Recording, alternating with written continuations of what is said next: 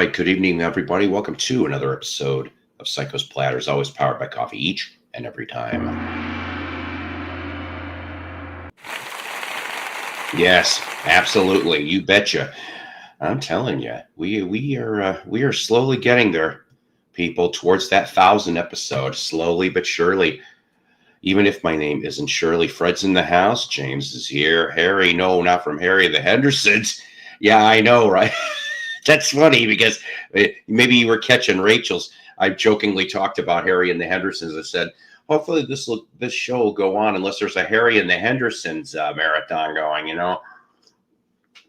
Nah, it's all tied together. It's always tied together with something, guys. I'll tell you right now. Anyways, it's really glad to see you guys, to be honest with you. I called in today. I was not feeling really good. I've still got the cracked tooth nonsense, and you know, I don't. These antibiotics are keeping things at bay, but I'm like, my ear is just a little screwy. And to top that off, I woke up this morning feeling like a truck hit me. Now I feel a lot better now, but I'm like, the shit's going around again, gang. I think just be careful, be safe. You know how that goes, right? Right. Anywho, so but yeah, I mean, you know, I thought maybe we would go off and do this. We do have, I'll give you a hint. Part of the title has to do with record fines that I ended up getting. You know what? Thank you. I'm still working on it. I figure by December it'll be a lot better. How are you doing, my good man? Yes, now that I know, of course, how stupid of me not to know who Dr. Rick is, but I do now. And good to see everybody here. Yes, that's right. Almost 10 of you already. We've only been on for a minute. I thank you guys for that. I'm going to ramble for a couple minutes. Nothing exactly in order. I mean, I've got a loose idea of things for tonight, but nothing really much. Ruth Ann's here. Penny Lane, in my ears and in my eyes. See, we got some fun here. We do. Let's see. My my cubbies. I'm disappointed in my cubbies. Lisa, how are you doing tonight, too, dear? Good to see you. Yes. My cubbies, unfortunately, lost to the Brewers. Oh, God. Yes, last 7-3, I think it was. Very depressed. Very, very depressed on all this. We got to try to redeem ourselves tomorrow. We do. They'll be playing at the confines of Wrigley Field tomorrow for their game. I cannot remember the time. I want to say it's another night game. But yeah, I mean, I was actually I was catching part of the game on the radio actually yesterday, because I can pick up at night if I ever get like lonesome for Chicagoland, right? I can pick up WMAQ 670, WMAQ 720 WGN, or 780 WBBM AM. And for years and years and God, forever, the Cubs were on GN. It is just really weird to have the Cubs on MAQ. When I was a kid, the Sox used to be on MAQ AM. If you wanted to catch the Sox games, I don't know who the hell does the Sox games. I don't really give a shit. But hopefully we can pull up, at least get one game off the Brewers for tomorrow. I hope.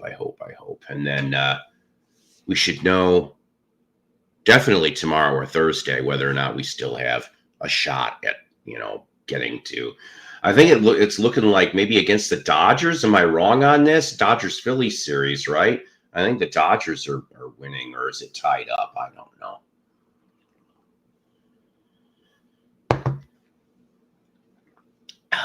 My phone's going to die. Uh-oh. Yes, William, hello. Oh, man, you did a show today, Lisa? I'm so sorry. How did I miss that? I try to get all the stuff, you know, done in the alerts and everything, but it doesn't always work that way. It's either that or, well, let's see. I mean, I was on YouTube for a little bit this afternoon, but I don't recall being anybody up on there. Oh, well. Yes, please. That would be absolutely great. Dr. Rick's got good sage advice. Please hit the like button if you care to. Smash that sucker. If you haven't subscribed, please do, or at least check your subscriptions to make sure that you still subscribe to this fat idiot. And we try to do things that way. And like I always have said before, if so inclined, please donate, because the money goes to cheap coffee, cheap records, or to offset the StreamYard fee. That's right. Plug it in, Lisa. Plug it in. Plug it in. Tina, hi. Ozzy's new book tonight. I have not had a chance to catch any of that. In fact, one of my dear friends suggested that, that's right, you're still going through that. That's right. That shit's no fun. I've had it 3 times in 4 years. Yes, hello there, Brandon. Off in Aussie, listening from work. Give Toby soft pettings and love from me. Will do. She has been very weird tonight. She's been doing the zoomies mixed with like chasing after something that I do not see. Maybe it's a ghost. Who knows? Yes, definitely sorry, Lisa, that you do have the COVID. That is for sure on that. Oh, man. So let's see. What else? Yeah, it does suck. The thing is, it's like the first time I got COVID, that lasted 3 weeks. That is when the start of my short-term memory loss started. I am not kidding you. In 2021 is when I got hit the first time, okay? I think it was like spring of 2021. And then I got it again. I think it was in 23. And it took out some more of it. And then when I got it last year, I had the 5-day variety. Realistically, 5 days I was functionable. It probably took me about 6 to 7 before I felt completely normal again. But 5 days is all that they allow at my, in my job, and that's fine. I mean, but it took a while to get to that point. Yeah, see, third time. It's almost like you can't win. You really can't, no matter what. But, I digress. All right, so, man, oh, man.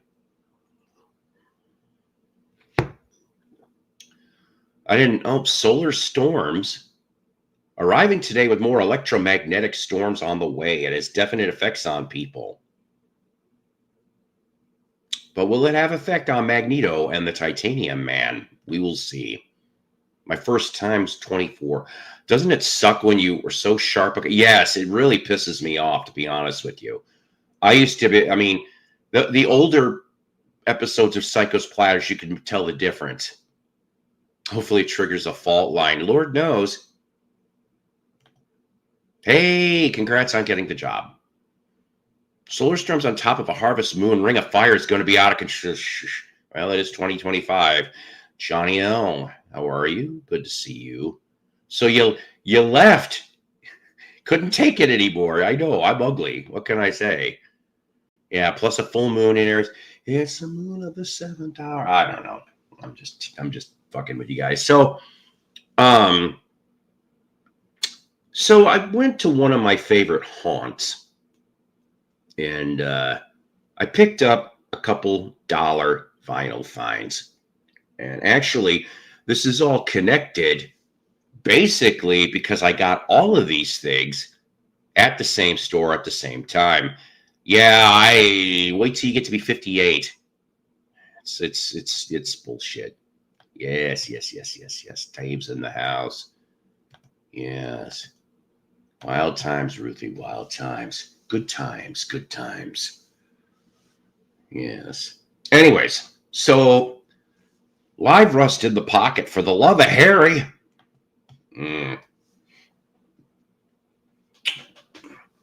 I found this puppy for $1. I was in luck. Yes. And, I got to tell you, this is the first decent copy of a Neil Young album that I have found in the wild in quite some time. I found maybe about, I don't know, 3-4 months ago, I found a decent looking copy of Harvest, which of course I grabbed that. Now, Live Rust here, I jotted really quick.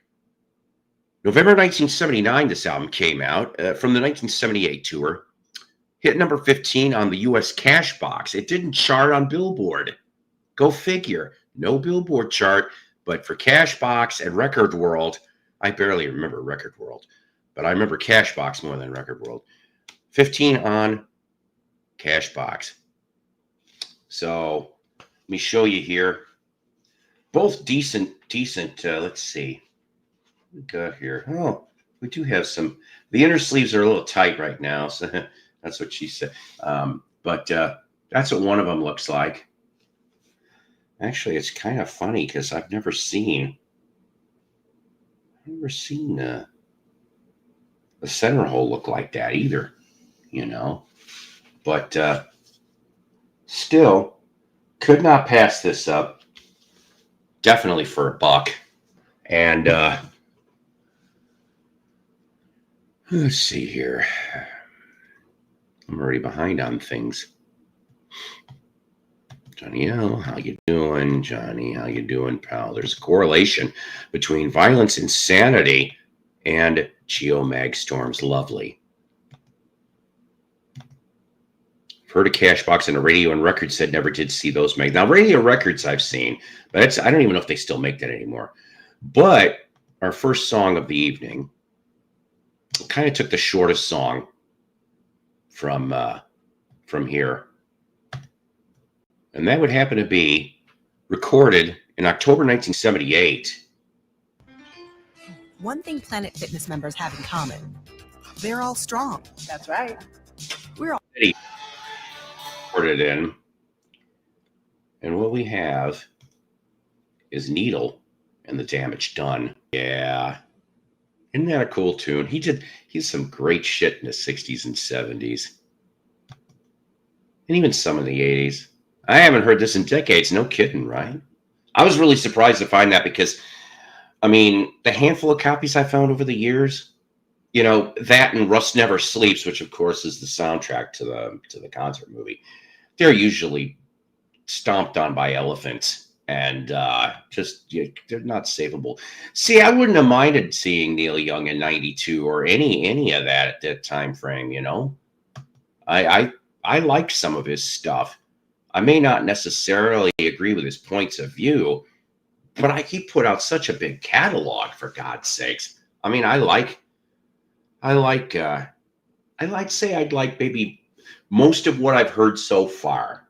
Okay. But there is this one antique mall that's got a crap ton of the 70s and the 80s albums. And we're talking about like, when every album he'd piss off David Geffen and make a different kind of album, you know. But I think, what was it? Trans and the Shocking Pinks, the one they did for that with the rockabilly, and then Landing on Water, I think, and This Note's for You. That's all at the mall. I should probably get some of those.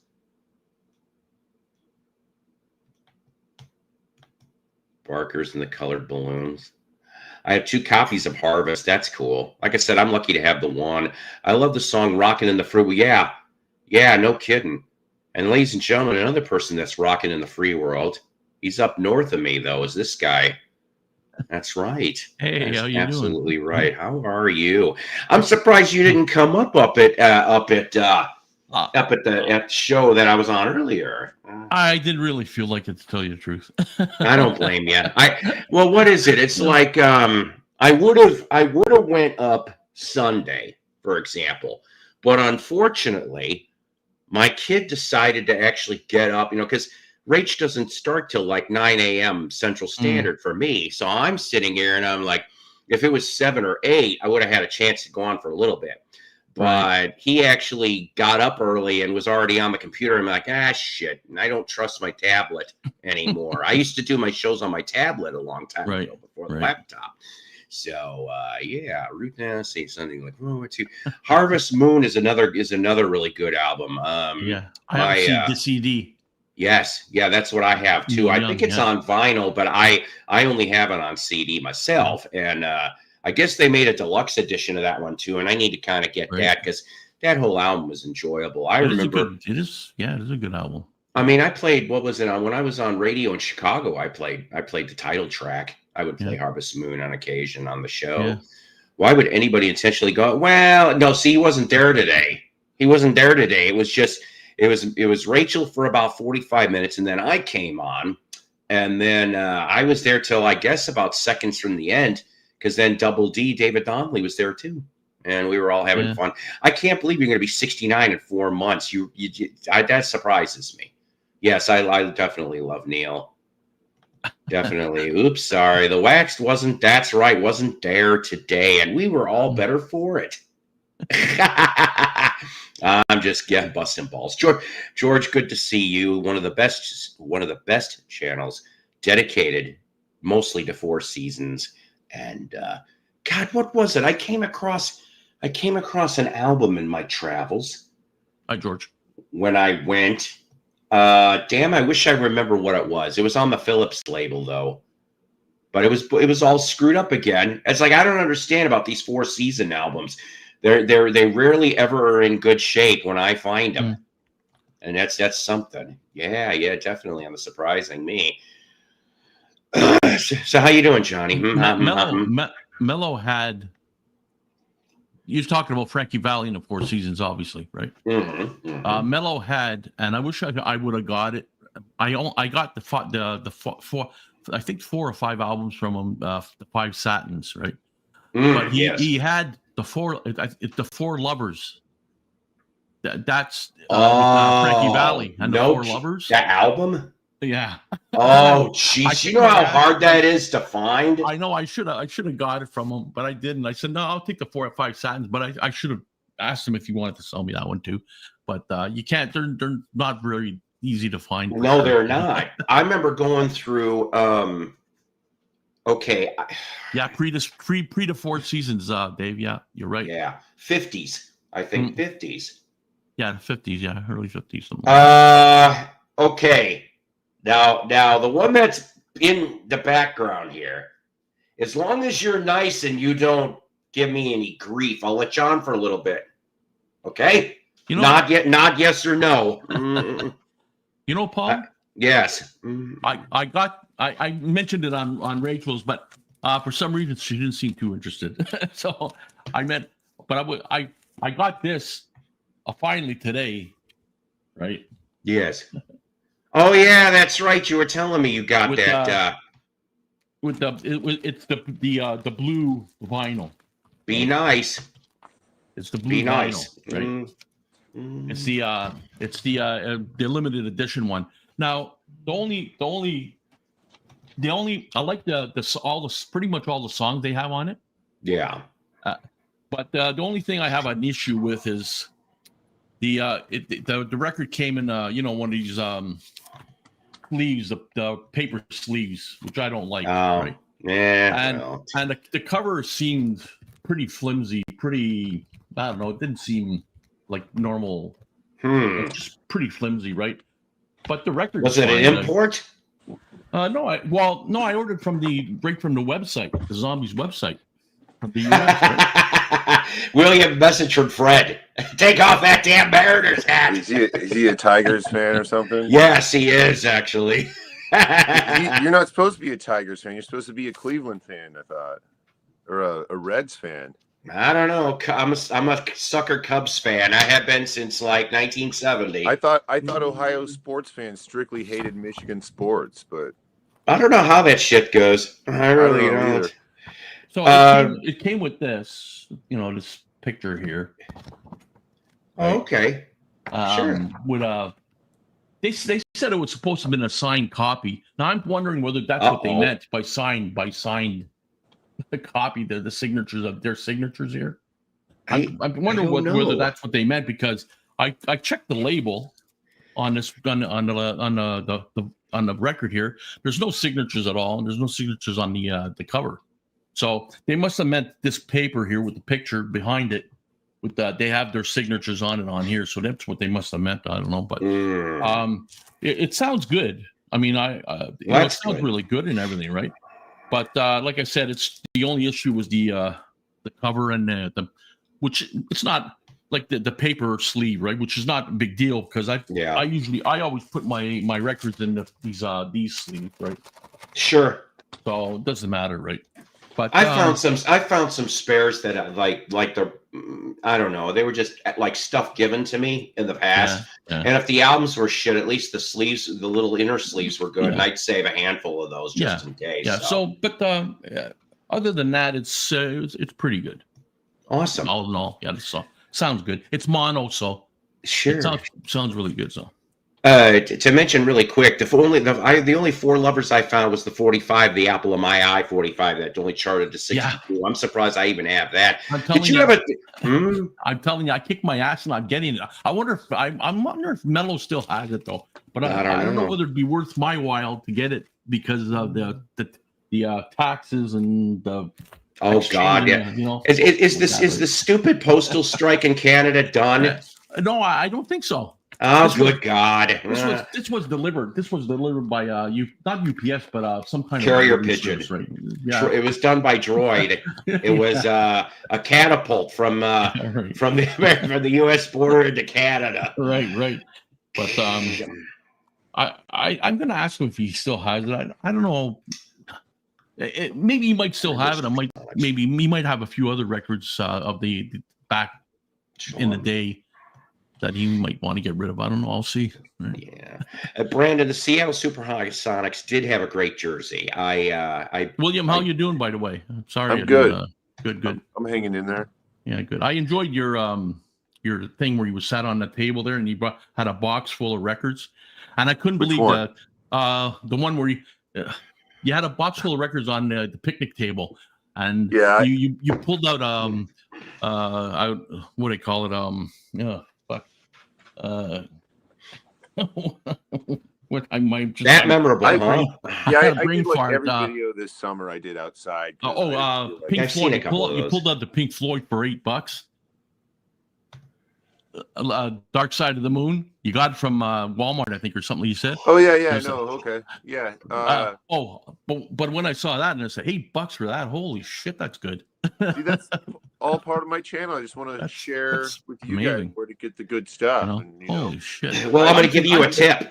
I'm from Canada, but I'm from Canada, so it wouldn't make me over. Walmart's here don't sell records, right? Unfortunately, so. Oh yeah. That's unfortunate, man. Yeah. William and company out there, I want to leave you a tip. I just there's a couple record collecting groups I'm on Facebook, right? But if you've got a Target anywhere near any of you guys, I would suggest, I guess, go over there as soon as you can, because Target's doing the vinyl clearance again. So you might find yourself some bargains. I think they're doing that because not a lot of people are buying the vinyl there anymore. And they even like me, when I go in there and look for the clearance stuff, there's like hardly even anything that's a good deal because they jack the prices up so high. So even when they clearance stuff out, it's still too high for me. So I quit going in there for a while, but I have, like, occasionally if I'm like bored or nearby one, I'll just stop in and check. That's how I ran into those Pink Floyds. But I don't know. I listened to it, sounded okay to me. So that's kind of what I thought, like, because they did either did a restock or like a repress. So I don't know. I listened to it and sound fine. So right. Or maybe they ordered too many and they were trying to just get rid of them. Well, I think everyone's got their copy, don't they? Yeah, well, pretty much everybody's got. Pretty much everybody on the planet has a copy of that, right? It's like, it's the most funny thing. Like, I mentioned this in someone's stream, but artists like Neil Young, they made just as many records of those as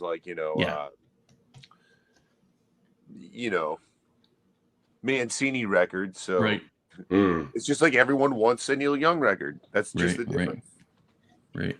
And I had to listen to your. By the way, not very many people knew that, and I didn't know that your dad was in a band.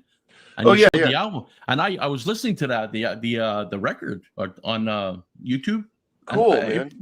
Really good. How did I miss this one? Really good band.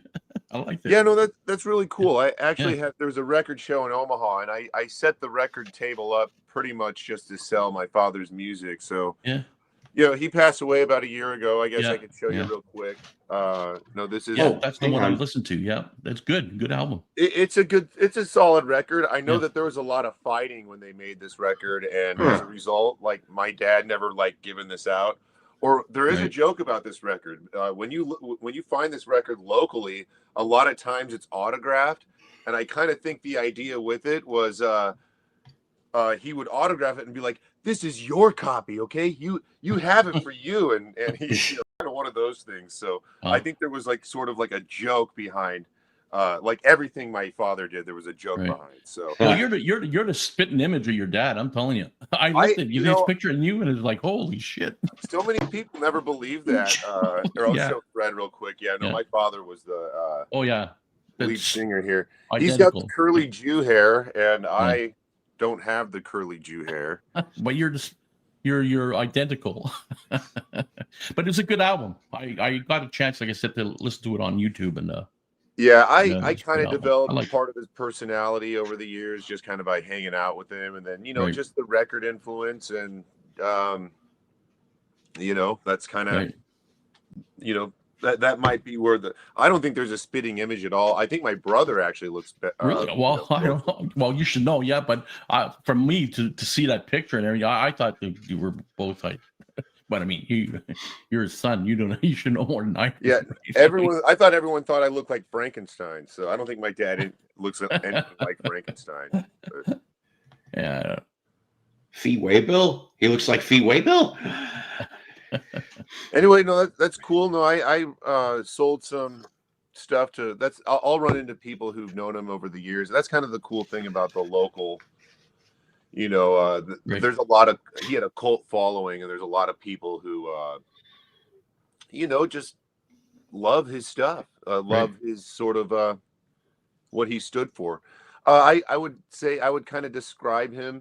This is me trying to be objective at the same time too.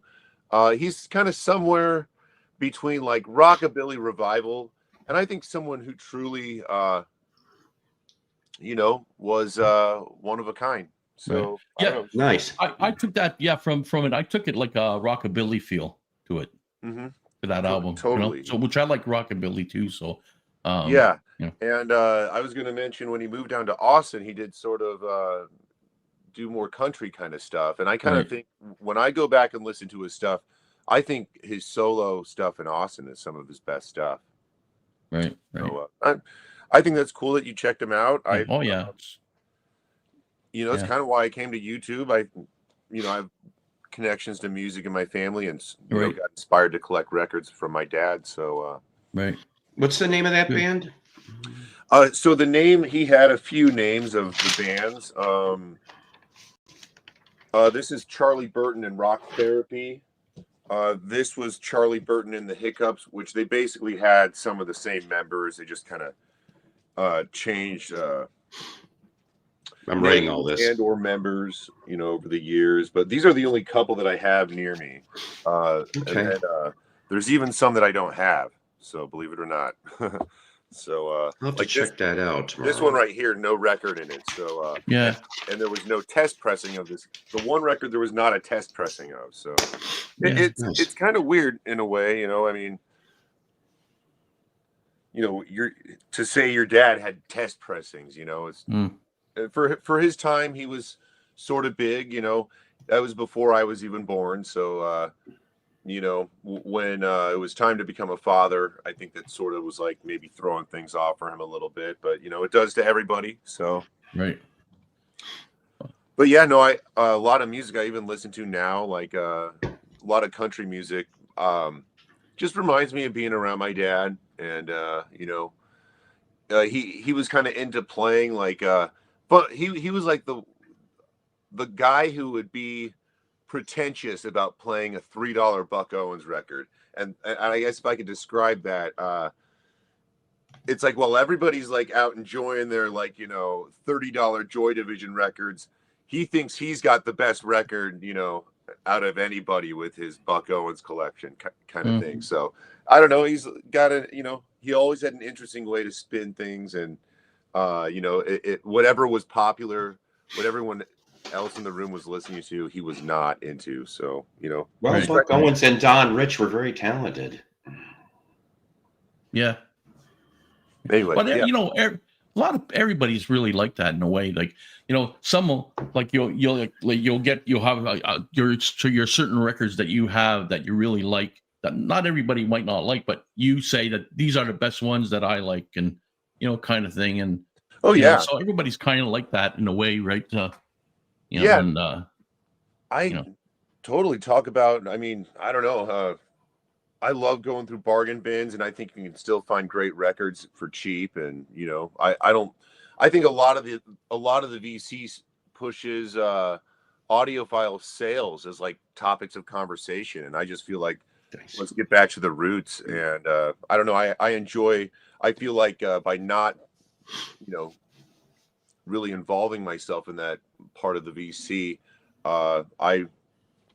I feel like I'm a pretty authentic kind of guy, or that's kind of how I would describe, you know, Right. myself. So, Well, you know, I picked up an album, The Pretty Things, right? yeah, And I picked it up for $5. I couldn't believe, I didn't know who that group was to begin with. So I looked in the bin, the $5 bin. I saw this one, and it looked like it was in great shape. And the vinyl's in, I'd say VG plus, I suppose. And I got it for $5. nice. You know, Is it like And a it's- later 70s pretty thing? if you hold on, I'll get it and I'll show you. It's Sure. I pretty was good kinda- condition. Yeah. I think I have at least a few things nearby, but you know, as I'm thumbing through records here, but Brandon from Aussie says, "Glad to find your channel, William." yeah, no, I saw him hanging out on the Gas Masks and Hand Grenades channel. Yes. Who I'm going to be real honest, I have very little interaction on that channel, despite what people think. But anyway, no, he made it over to my channel, and I like having new people. And This oh, is the nice! cover. That's like the good, pretty things. Oh yeah, this is the cover, and it's like I'd say it's VG plus, like really good condition, and it's on I'd call that a Fontana. VG plus find.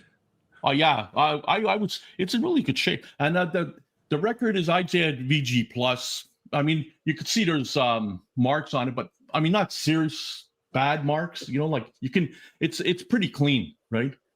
In a way, and for $5, I mean, you can't go wrong, right? Right. And That sounds would good. I would call that a mega score. oh yeah, Totally for yeah. $5. Yeah. Yeah. I'm jealous, in fact. I was surprised. I like I said, I didn't know anything about this group, and then I showed it on PB Fouls, and John was there. Bim Bop Boom. Yeah. And I showed it to him. He said, "Oh wow, you want to sell it to me, or whatever?" You can say. I said, "No way," because a lot of people were saying this is for $5. I mean, this is probably worth more than $5, obviously. Right? I bet that's like a $40 record. No, this is Well, the yeah, there you I go. can't find my Yeah. Pretty Things record, but Yeah. this is kind of close. The Easy Beats.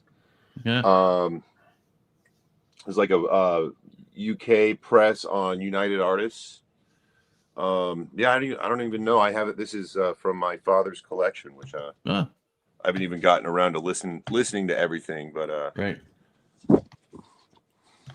but yeah, no.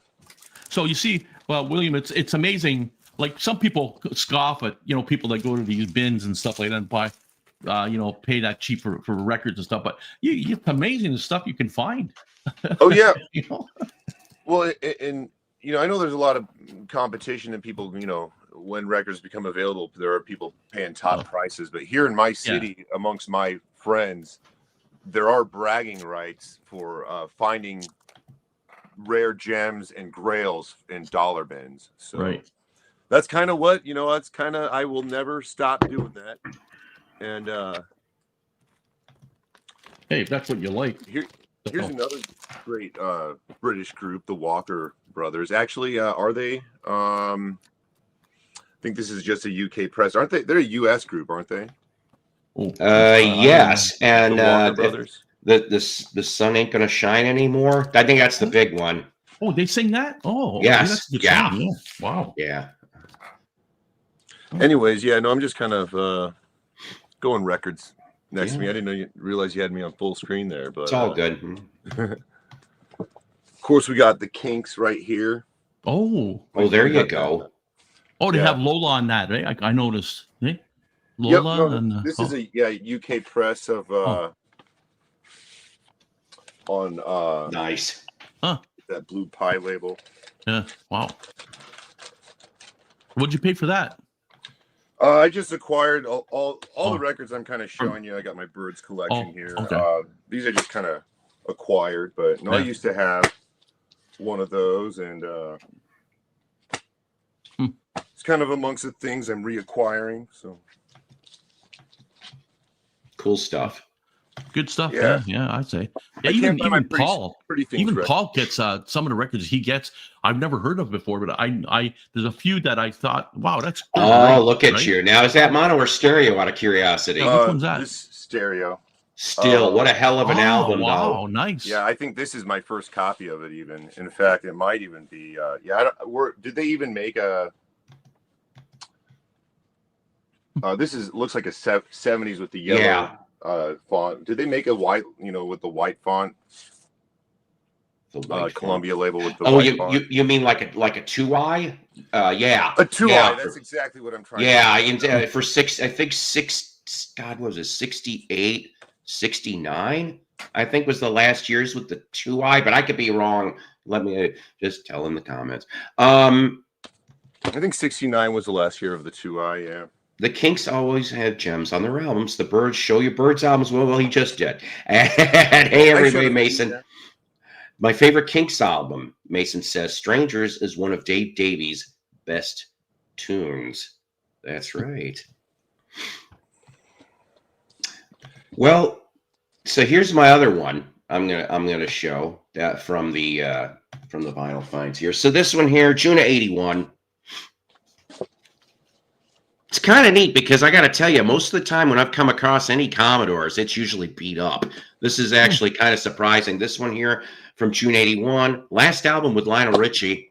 He goes solo in '82, number 13 on the Billboard 200. Here's the front, here's the back, wow. and of course you're going to be looking on that Motown. Motown, They right? wouldn't be off Motown till '86. Does that have a? Yes. What's Too Hot to Trot on? That's not on that album, is it? No, I don't think so. No, not on this one.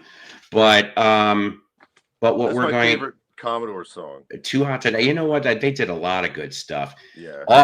For a little break here, off of this one, it's called "Been Loving You." Yes, yes, indeed. Are we jamming out here? For Honest. yes, and that's how the Commodores were peepers on that song. That's right. I kind of just passed that record up. I don't know. I might have to snag myself a copy now too. This is a double album. It has Lionel Richie in this. Yes. It has let's see, Just to Be Close to You, Slippery When Wet, Brick House. Pretty good album. Now I did not get to see Commodores with Lionel, but I did get to see this would have been maybe about 2009, 2010. They came down here to do like a charity performance for I think it was like Children's Hospital down here, and so they had two original members, and the ones that have been there the longest, of course, still, and then they had the singer that was on Night Shift. That song. It's those three go around with like a backing band. So I thought they put on a good show. It was, like I said, I don't even think I spent more than like 10, 15 bucks for the tickets. I mean, it was a good time. They played hit after hit after hit. And then the one thing that I thought that struck me as funny was William Orange went off and mentioned from the stage. He said something about at that time that they were working with Lionel to go off and write 3 to 4 songs for their next record. Well, they never put out another album since '93. Still. So I'm just like, oops. Oh, well, languishing in a vault somewhere. Right. They've been doing some touring though, haven't they? Yeah. Oh, yeah. There's like some very strange package shows going on. I guess at least on the East Coast. They're touring. I'm like Spot, the original member, I guess, of the rest of these. Spinners, OJs, and it was somebody else. There's like four bands they're going, and Commodores is like the headliner of the whole thing. And I'm going, Yeah, that's wild, man. Well, they have concerts going on now on November 29th in Niagara Falls, New Jersey, all kinds of places here that they have tour dates going on in 2025. Yeah, I was surprised. I was mentioning this a couple of shows ago that okay, so every Juneteenth weekend, okay, for the last couple of years now, they've been bringing in for a free concert a different R&B act, which I'm like, that's great, because I mean we do get some of them, but due to some of the concert venues are starting to come in a little more. Who the heck was it that's coming in a couple weeks? We do get like the rap goes really well. Tech Nine's going to be playing in about 2 weeks over at the new outdoor venue. I'm like, that's cutting it close for outdoor. But back to the Springdale, Arkansas with the Juneteenth Fest. They had this year they had Confunction, which I'm going, I haven't heard that name in decades, and I had to look it up. And they had at least 3 original members that were still touring with that thing. And the reason why I said I had to look it up, excuse me, is the year before they brought in the Ohio Players. And I'm going, hold on a damn minute. I said, something's up here on this. And sure enough, I was right. The last original member. Nice. You all right, Paul? I've been fighting a thing here. I'm going to go get myself some cough drops. I'll be back. It's all good. No, I like some Confunction. Yeah, Tom. Yeah. Those jams. Okay, so that Confunction thing, that must be an American thing. They're just in the States, right? A group or? Yeah, no, they were a funk group. Like, no, Wyoming Dave said "For Fun" was their biggest hit. Then they had a song called "Chase Me." I like to play that a lot. And then I think they had a song called "Groove Line." I think that was kind of a heavily sampled. No, not that's not a. It's not Groove Line. It's Groove Line is Central Heating or Heat Wave or shit. It's on Heat Wave. Central Heating is Groove Line. I'm sorry, my it was on the tip of my tongue, kind of thing. But no, I'm trying to think of the other Confunction hits. See, I'm trying to remember myself, to be honest with you. But for that Ohio No, they're thing, kind of like it's like one of those groups that they're great and like their hits I sort of remember, but it's like no, I never really like I just kind of looked after those couple hits kind of thing. Fun by Confunction, biggest pop yet. Now Heatwave, the dude that sang on Night Shift used to be in Heatwave, I guess. I found that out today when I was looking up some Commodore stuff. Yeah, no, there's a big hip hop sample that Confunction LL Cool J uses it. I'm trying to remember what song. Maybe we could let me look it up. Let me do a little Google here. Did they have like Too Tight, Love Shine, stuff like that? Smooth. It's Walking into Sunshine. Okay. Walking into Sunshine? Yeah, no, pull that one up. That's what I'm gonna do. Hang on. Because I have I guess these were name of albums, but no, I'm sorry, that's not Confunction, that's Central Line. Oh. Okay. Let's see. I got a little mixed up there. No, it's okay. I'm still Let's Hey, take it a happens peek. to all of us. You know, whatever We the all need first. a refresher sometimes. It's okay. I Let's can't remember see. anything. So Well, how about this is the first thing that came up? That's what she said. Hang on 1 second, and we'll pull this up here so everybody can get a gist of this. You know, hey, while you pull that up, has everyone checked out Tales from the Graveyard? no. No? Okay. Tales from the Graveyard. Yeah, no, I What got is a it? little thing going on if you want to check it out. Just putting the VC into Halloween costumes. It's pretty funny. But Oh God. Okay, I think I've heard about this, but I have not had a chance to see it yet. hey, you should This is- check it out, man. We're having a fun time. Yeah. Yeah, The Brian one's my favorite one. Oh boy. So this is the first one that popped up here. Love Train. Yeah, Love Train, yeah. Well, there's your confunction, but here's what I'm going to throw at you. Oh boy. This was off of one of their EPs. One of Barry White's first earliest gigs. Yeah, it's even in the episode of a show too. I remember this.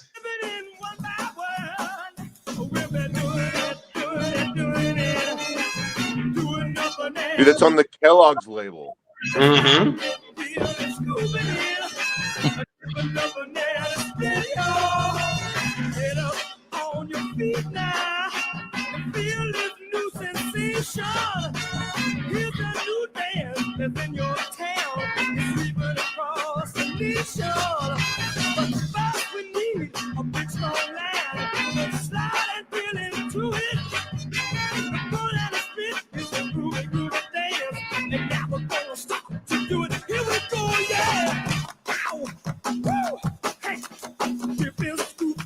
So this is Barry White.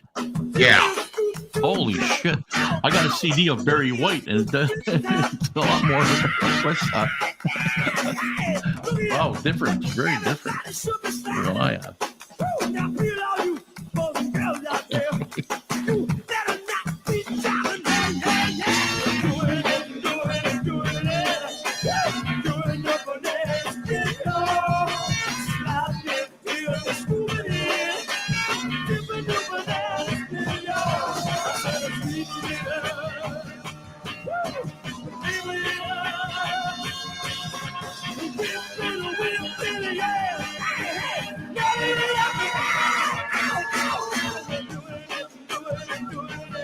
That's a jam right there, man.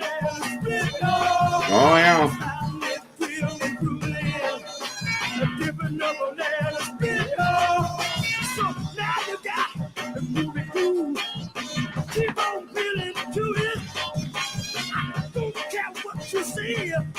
Just ain't no way for you to do that. Start doing it. Doing it. Doing the banana video. Spin the banana spin. You're doing it in Texas. This spin in Chicago. In New York City. That's a crazy sick label. I was just gonna say. Yes. I got I think- this Banana, yeah. this Barry White on Mercury, Yeah. the greatest hits, and it sounds totally different than the one you just played up there. Well, you got to start somewhere. The thing is that that label though. Okay, so you back in 69, 70, whenever the hell that came out, because I have one of the EPs. They put out two, and the only way that you could get the damn thing is you had to send. I think it was like a quarter. You sent 25 cents and a couple Kellogg box tops. No kidding. And you mailed away for the dang record, and it came with a picture sleeve. Like I said, I've got one of the two. The one Wow. that's got I Enjoy Being a Boy, which is like my favorite Banana Split song, which is sung by the dude that did the Ohio Express records of the late 60s. But yeah, I mean, you got Barry White doing what I just played. I think he did another song too for the Splits. And then what the hell? Gene Pitney of all people ends up doing a song called 2 Ton Tessie. That's on one of the episodes. I'm like, washed up Gene Pitney at that point. Gene Pitney. And I'm like, what the hell? Whatever. It's amazing the stuff, eh? Like It's a the- living. You got to make a some- gig. yeah, like some of them will like have different. They go from a crossover, right? From like, for example, I'll listen to a soul tune, but then they'll cross over to, or vice versa. They'll cross over from doo-wop to soul. You know, like it's crossover. Some of them they just switch to the different kind of genre type thing, which is, I guess, that's pretty talented if you ask me. If they can just switch like that from one genre to another like that, and I think, anyway, in my opinion, right? Very much so. Like the Five Royales, right? They're a doo-wop group, and they can sing pretty much everything, like any kind of type of genre. They're just amazing, right? But Yeah, I mean, yeah, no, they're guys like James Brown who, Yeah. you know, yeah, exactly right. they sort of, people like him kind of even, you know, set the stage for all those kinds of sounds, you know. Right. Not only did right, they like kind of move, that they kind of progressed with it. right. It all started in the street corners. Yeah. That's Or really like what even it like was. you know, Isley Brothers for sure, one of those groups. You know, they got started out with, you know, songs like Twist or Mm. Twist and Shout, and you know, I mean, they kind of you know, up through Motown, and then did the whole stuff with the T-Neck label, which was groundbreaking kind of funk music, really. Right, It's right. your thing. Do what you Yeah. want to do.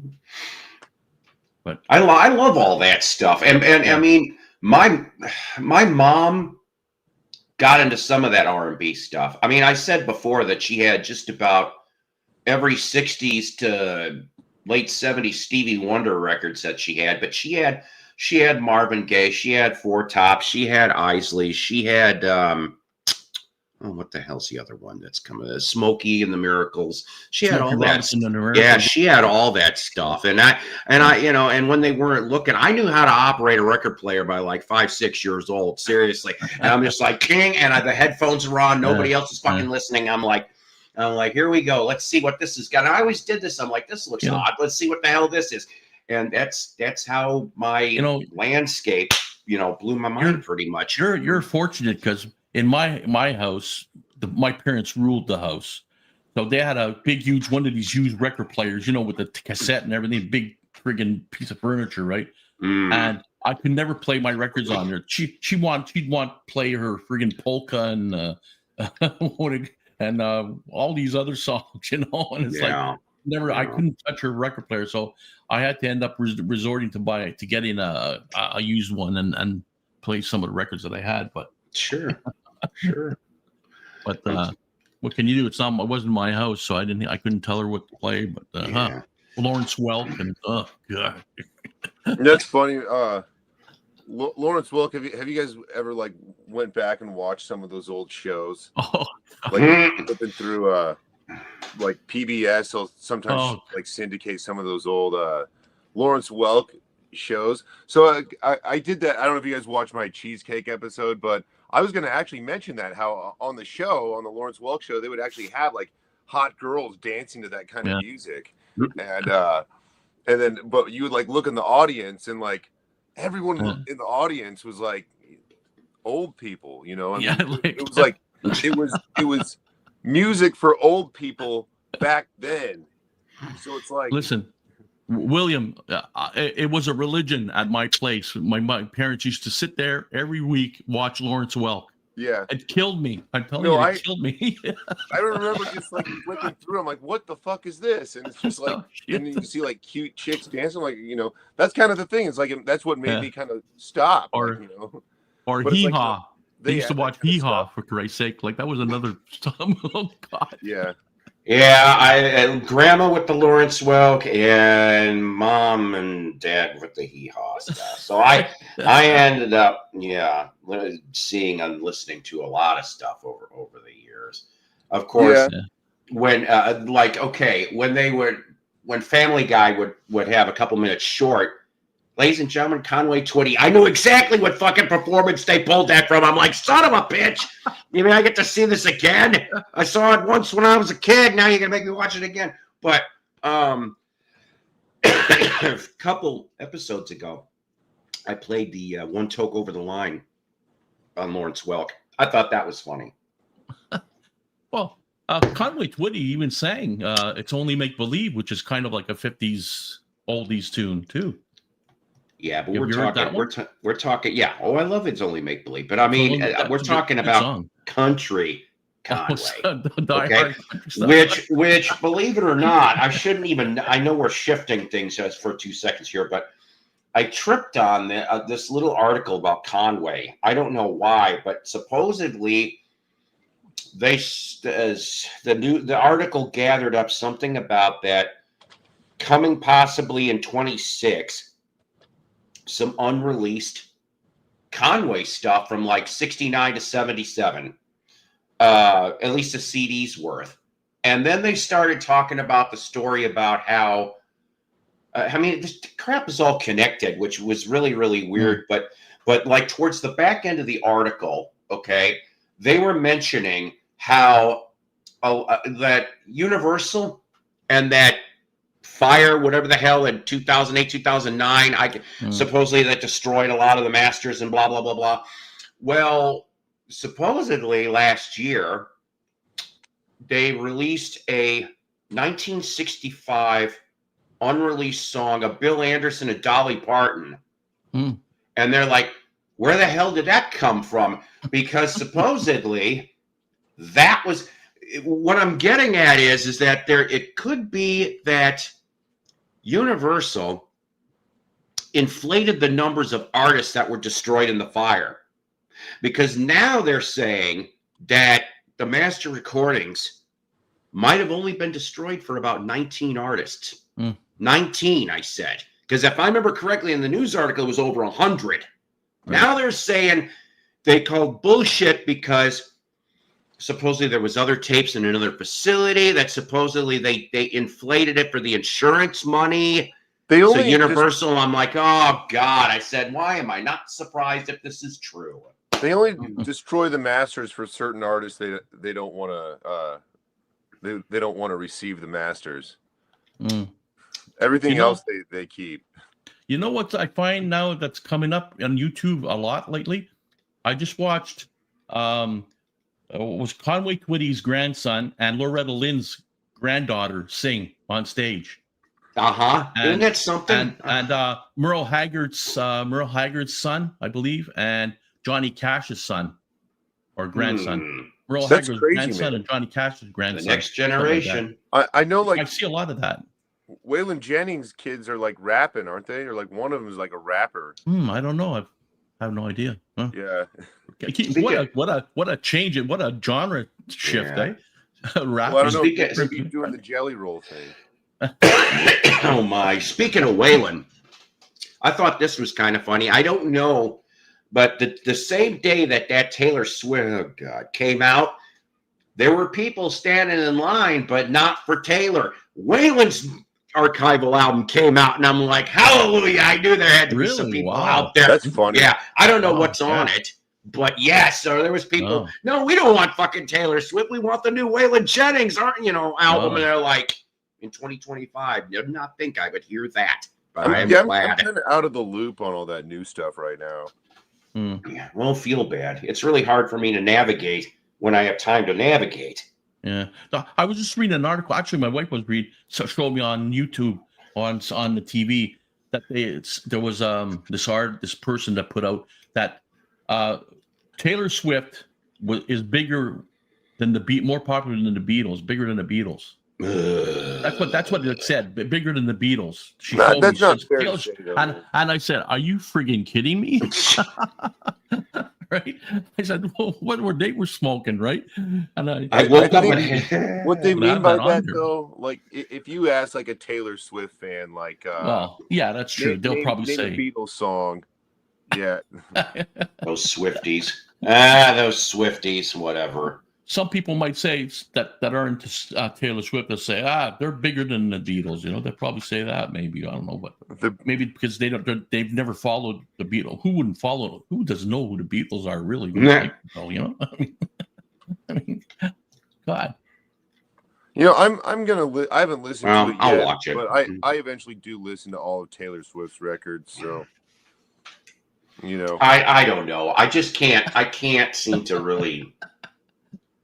no, I went to a couple record stores and I saw it there I know. today, and I mean, William sounded like he was reluctant saying that. It was hard for him to get that out. I didn't kind of listen to Taylor Swift. well, I mean, shit, No, I but- don't know.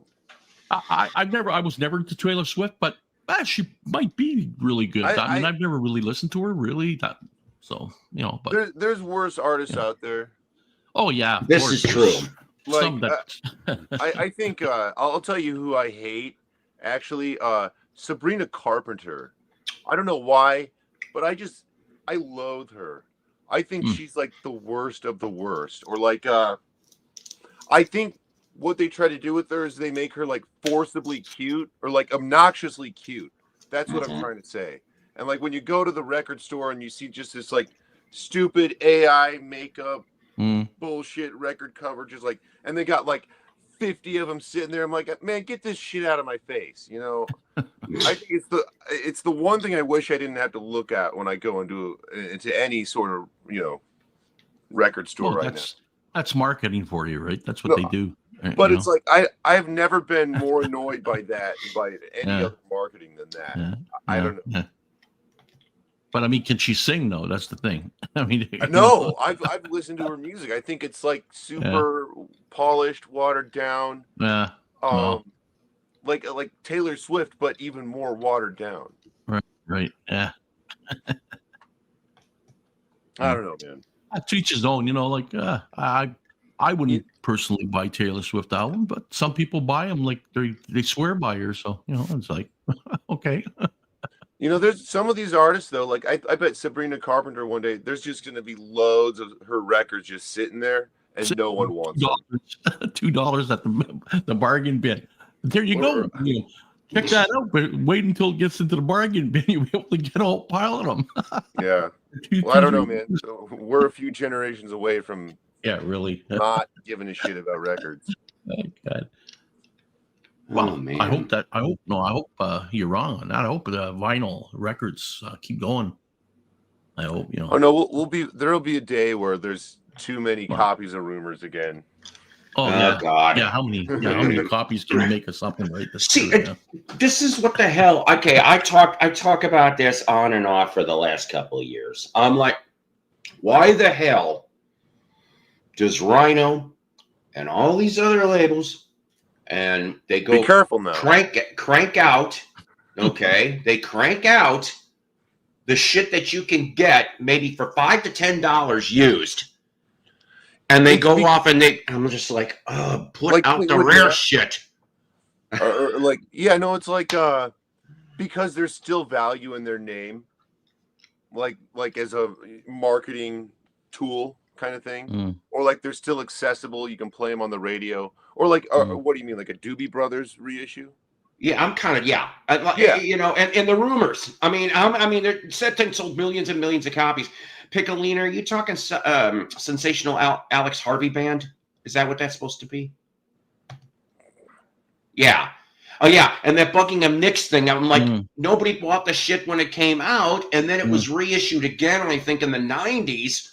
At one point, I'm like, I don't know, whatever. I guess I'm a big fat bitch. That reissue kind of just came out of nowhere too, because there was like a news article or something that said where Lindsey Buckingham said they would never release it again, and then like a month later you see it like, oh, it's on its way now. So no, they must have been in the works of it anyways. But I mean, yeah, that's a record that I don't think that's even really a rare record. I used to pull copies of Buckingham Nicks out of the bargain bins a lot of times. Well, here's a guy that probably has at least a copy of this. Hey. Hey. The Fonzie fan club has come to order. Well, look, you brought your cat there. Yes. Since Tony's being a lazy ass, and I don't know where the fuck she's at. What's going on, fellas? Well, we're here. We're here, buddy. What can I tell you? Oh, what's up, Dad? Yes, they had to release all the Zamfir albums. Oh, fuck that.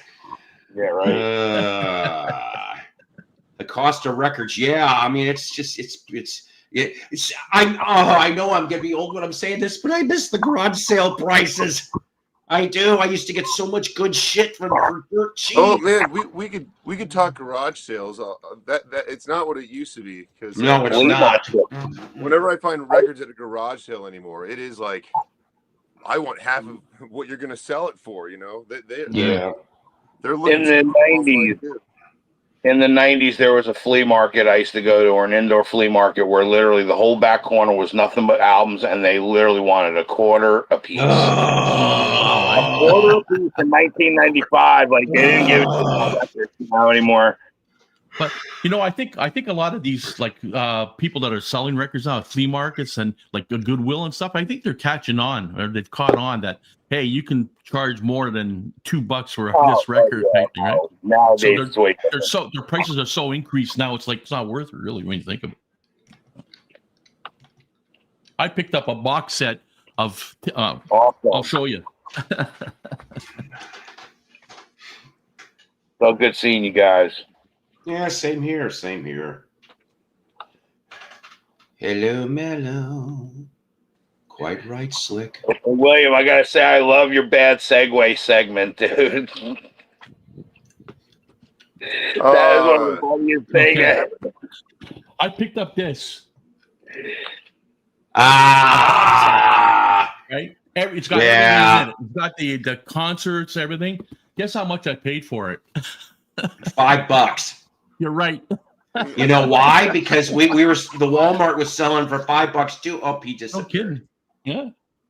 Limited series. Can you imagine $5? That's crazy. I bought it, of course. I mean, $5 you can't go wrong. It has everything in it. Yeah. For a minute, gentlemen. Ow. Oh, minding the fort, are we? Hey, where'd William go? I don't know. I would say he did a funny bit. I was laughing, actually. I think it's funny. His graveyard thing. I laugh a lot.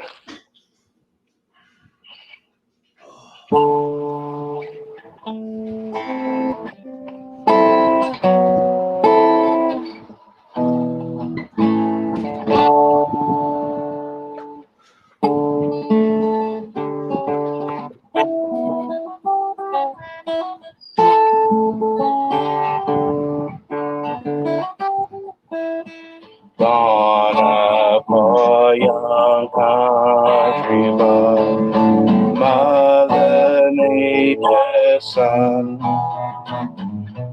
All day long, I'm sitting, singing something for everyone.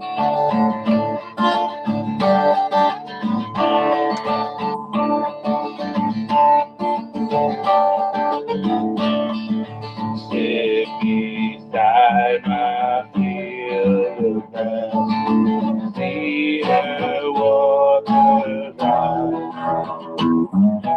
All day long, I'll be sitting, singing up for everyone.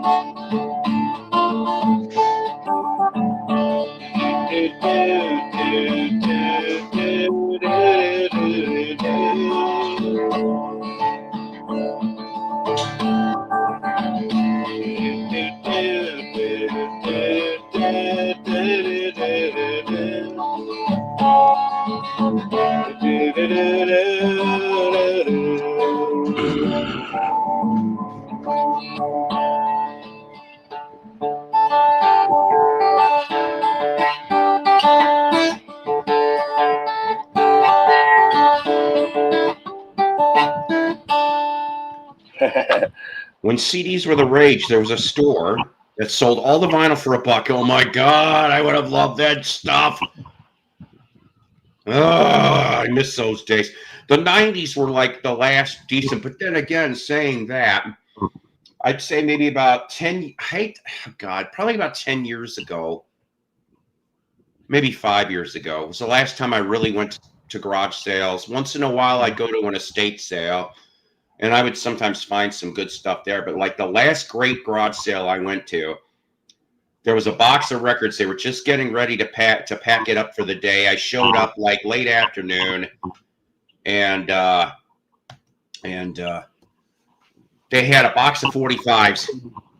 Yeah, and I'm like 10 cents a piece, and there was shit on Federal, King. I'm like 50s and 60s. I'm like, I'll take them. I didn't even have to spend $2. I bought the whole damn thing. And I was like, that's probably the last great one I did. Now, Yeah. Wow. so before I lose kind of focus, so I showed the vinyl finds, and I know I've shown this book before, but I'm going to show it because it has to do with the rest of the title. Become by being known as music wizard, lyrics coming up with stuff back in the late 80s and beyond. I saw David on, and you too, Paul, on Rachel's earlier. Yes. I can only lead a horse to water. It's over a year that David's had that song, so I'm hoping one day he'll surprise me and let me hear what he's done with it. I haven't released the song on my end because I always figured I'd wait to see what his was like. I didn't want to have two versions out there, but I would love to see if it gets done, I'm dying to hear it. He let me hear just a glimpse of it on the air one time when he played it over his, while we were on the air. He played it on a stereo just for a second, but you couldn't really hear anything of it. Yeah. By the way, Mello, we're probably going to hold off on the surprise till next episode due to slight time. Yeah. Because hey, Richard, how you doing? Hey, Richard, what's up, man? So I mentioned we already explained Live Rust in the Pocket. We got that all figured out already, being Neil Young and the Commodores. Kind of figured you guys would have had that figured out. For the Love of Harry, no, it's not Harry and the Hendersons, but I have been reading this cool Nilsson book. Man, oh man.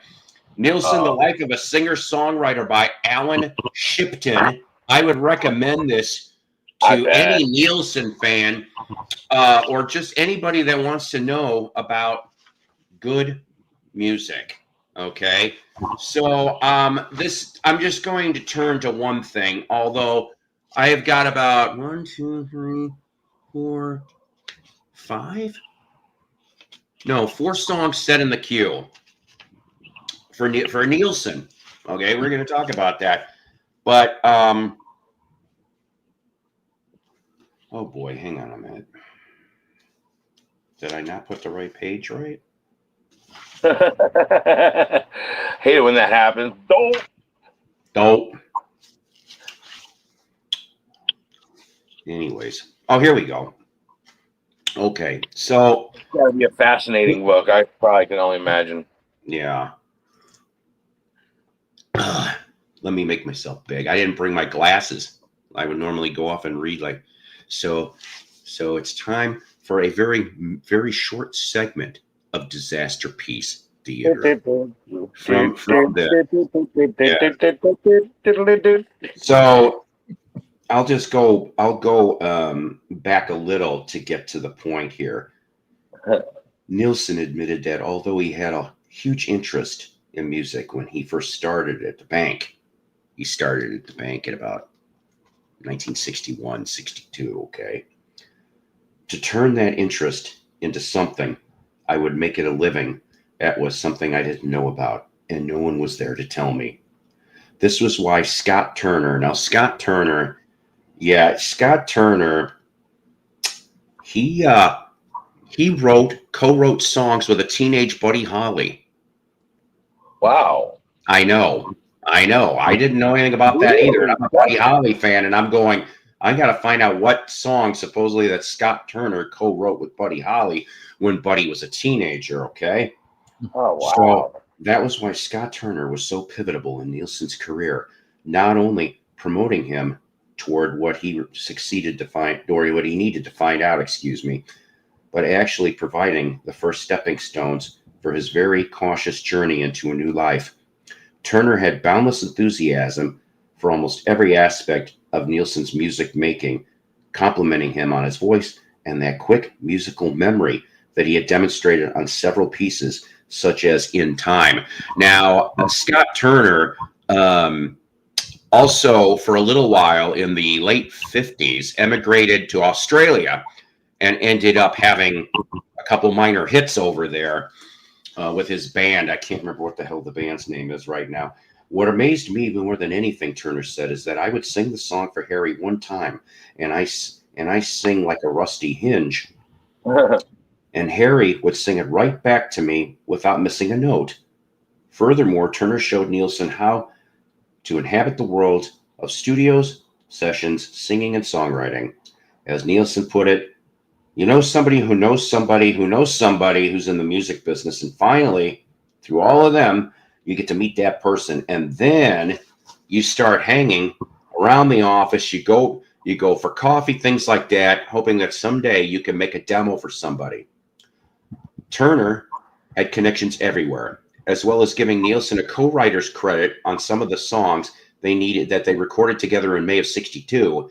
He helped to get Nilsson's next group of songs published and recorded. He introduced him to John Mariscalco. I'm fucking this up, I know it. Who would later become a regular writing partner. But meanwhile, Turner also looked out for further chances to work with Nilsson himself. Now, John Mariscalco, I can't. He actually wrote several songs for Little Richard. Wow. Yeah, and in fact, it just shows the circle of people. Like, honestly, you can see. I bet you one thing: when John Lennon was friends with Harry, he must have been freaking out about that whole Buddy Holly connection, because that was Lennon's, idol. Was Buddy Holly one of them? You wouldn't So that happen to written songs with Buddy Holly, and now John Lennon's actually talking with somebody that got to know Buddy Holly. And right? How incredible that must have been for John. Scott Turner co-wrote Peggy Sue with Buddy Holly in 57, Thank you. 58, somewhere around there. Thank you.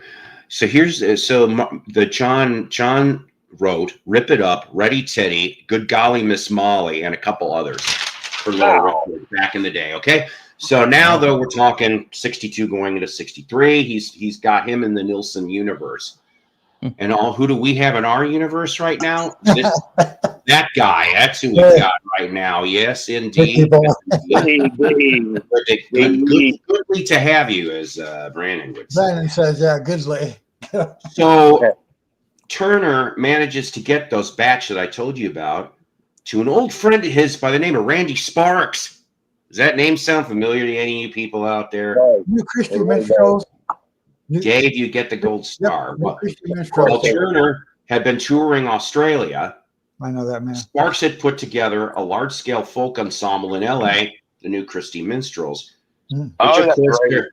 They had an album out called New Christie Minstrels in '62, had a big hit with This Land Is Your Land. And Sparks was constantly on the lookout for songs. So I present to you basically Harry Nilsson's first official written song that came out when he was a songwriter. Wow. New Christie Minstrels, A Traveling Man. Yeah. Who would have thought we would have went from Neil Young to Confunction to New Christie Minstrels? I used to have that album. Too. Confunction was good, man. I enjoyed that, actually. Always vomiting to the song from the New Christie Minstrels, written by Harry Nilsson, A Traveling Man.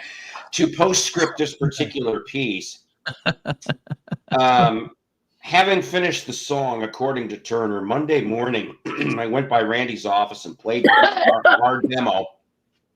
Randy loved it, put it under contract, and recorded it on the Green album, which is what you just saw for album cover. The song was registered Library of Congress, March of '63, and recorded in April. So here's the thing, right? Oh boy, this is record companies for you. Barry McGuire was in New Christian Minstrels too. That's correct. So was Jim McGuinn. I think Jim McGuinn and Gene Clark were both Big Three Birds. They were both in the Christie Minstrels.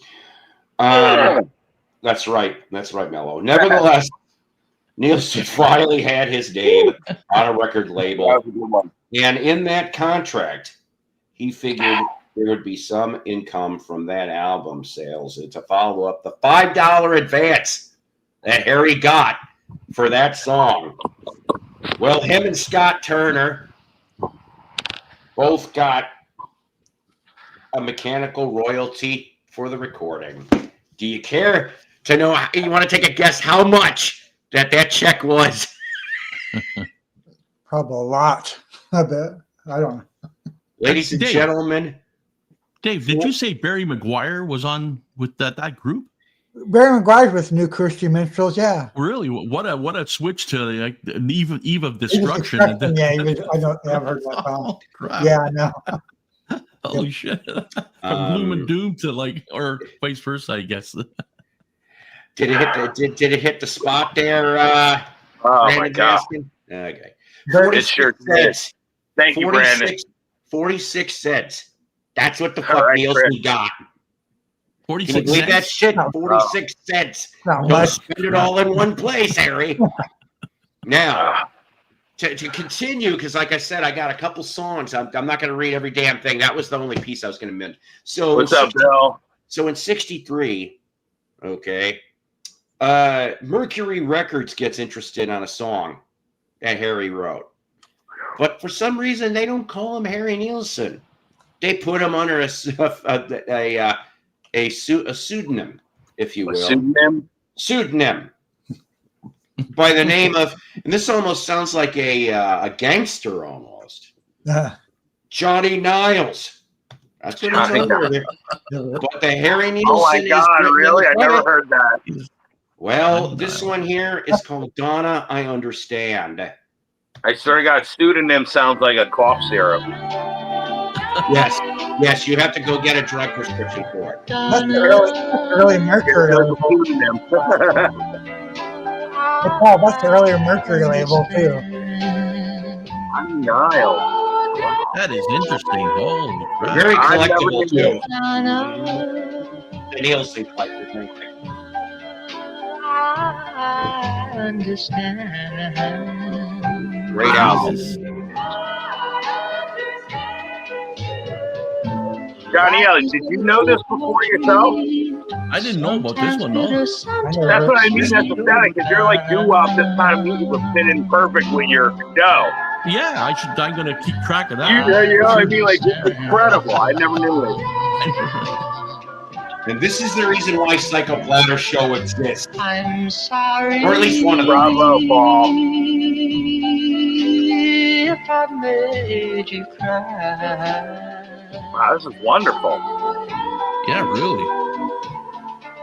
You want Johnny to be playing on the show Tuesday? I'm going to play it next Tuesday. You're right. There you go. This is your audience.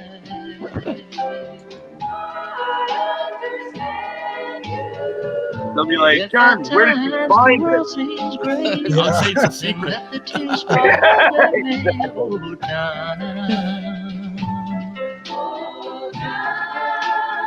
Wow, that is amazing. How did this song not get bigger and we all wouldn't have known about it? Oh, Donna. I love I'm you so definitely very playing much. this next Tuesday, my brother. Oh, cool. Awesome. I'm doing this with that, Johnny. I really, really want. Just to have you love me. And honey, if at times your mind is filled with a lot of troubles, doubts, and fears, Wow. well, if you Yeah, just that have is faith, freaking. you'll see, baby. Things are gonna work out fine. And next time when you're feeling blue, think of how much I love you and Wow. How amazing Harry sounds, man. God. Yeah, he sounds great there, doesn't he? Holy crap. Incredible. I understand. Well, you know, it's like Kenny Rogers. Kenny Rogers in the 50s sang some oldie songs too. Yeah. Yeah. It was, and when I found out that it was Kenny Rogers, I thought, holy crap! I didn't know that. I thought it was, you know, I knew Kenny Rogers from was it the First Edition or whatever it's called, First that group that he had, yeah, First First Edition, Edition. all that. And I so it's amazing that finding records like that people went under different Incredible. names, and you wouldn't think it was like it's just mind blowing. That is a friggin' fantastic song. Yeah, I'm gonna really play that for sure. incredible. Honestly, it sounds like he was doing a Roy Orbison impression with his voice. His voice was just like exactly. impeccable. I'm telling you. And as far as for the Kenny stuff you're talking about, I did play, I think, one or two early Kenny Rogers songs when I read the Kenny Rogers book. Yeah, you did, but you didn't play the Call ones I'm talking about. Linga was the Yeah, still I love that one. You didn't play the ones I told you about, though. I'm sorry, Dan. I can't remember which ones. Shame they were, on me. I'd have See, to look neither them do up. I. Let me ask the chat, is it fair to have to constantly pick up someone else's work? No, you kick them out to the fucking curb and fire them. I love the early Kenny Rogers. Just stepped in to see what condition my condition is in. Yep, Yeah. I like that one. Yeah. Yeah, That's a fantastic that's song. I mean, that's a like nice almost look at it. like Iron Butterfly or something. Mello, do you like Kenny Rogers in the first edition, that song "Something's Burning" by Mac Davis? Oh Mac yeah, Davis? no, that's good too. Oh, absolutely. They never play that. They never play "Something's Burning" on any radio anymore. So I like that one. "Something's Burning." I know, because they narrow bands down to really just like one or two songs. Really, if you didn't know any better, you would think Leonard Skinner was only a one-hit wonder with like Sweet Home Alabama. Yeah, what was it? I think it was the last album or two of the first edition. That's when Kim Carnes came and replaced. I can't remember what her name was. I want to say Judy something. It was the first singer. And, She was part of the first edition too. Yes, and then to top that off, so here's a goofy one though. If I could get to it, huh? Wasn't the female in first edition named Thelma Camacho? That's it. Thank you. Thelma Camacho. That's right. Very Wow, good. I don't know why I thought Judy. I read a lot. That's why. But here's the but thing, that's right? good, Dave. Yeah, he's got a memory, I'll tell you. Yeah, but then you have to think about it that Kenny Rogers and Kim Carnes worked together again in We Are the World. And Don't Fall in Love with the Dreamer. And Don't Fall in Love with a Dreamer, right? So twice they worked together again. That's true, yeah. We Are the World. So the thing is, I came across this weird album at one of my local antique malls about maybe a couple of years ago. And it was a promo copy for that matter too, sticker and on the label of the record. But it was a one-off album from the Sugar Bears, as in post Super Sugar Crisp cereal. They made a band. They made a one-album band. First you showed me Kellogg's label, and now you're telling me Post had a band too. Well, yeah, the Sugar Bears. And the funny part about it is that the Sugar Bears family, because there was more than Sugar Bear. There was like 3 different bears. They must have shown them in some other commercials. No, wait a minute now. Is that who Elton John's singing about in Sugar Bear, Sugar Bear? No, he's singing about Roy Harper. Because Roy Harper managed to save Elton's life. He yanked his head out of the gas oven. Seriously, he was trying to unliven himself. That's when he wrote a song about the whole thing and pretty much thanked Roy Harper. But so the thing is that so the Sugar Bears, they did an album on Big Tree Records, okay, which I think is an Atlantic record offshoot or something. But Kim Carnes is the female lead singer on the Sugar Bears. Hey, Paul, I just posted the song in the private chat. I think the one you're thinking of.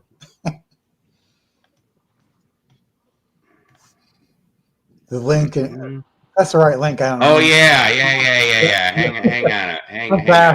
I'm back. Huh? Yeah. Hang on a minute. Well, it isn't exactly clear. Let's see here. Well, there's a channel called The 45 Professor. Oh, I borrowed some of his material, and I love his channel. Yeah. He posts songs from the 1920s all the way through the 70s. I only heard this song recently, actually. I got a feeling for you that I just can't hide anymore. But anyways, there's 2 from the new edition spun off and did this. Wow. They just don't write songs like this no more. I've been afraid to show it, but now you got to know it, baby.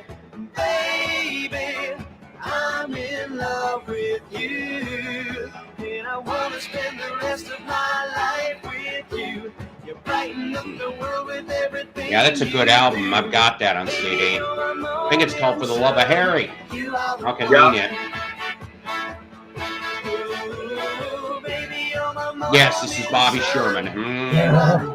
After he beat up Bobby Goldsboro. For you people that saw Rachel's show, you'll know what I'm talking about.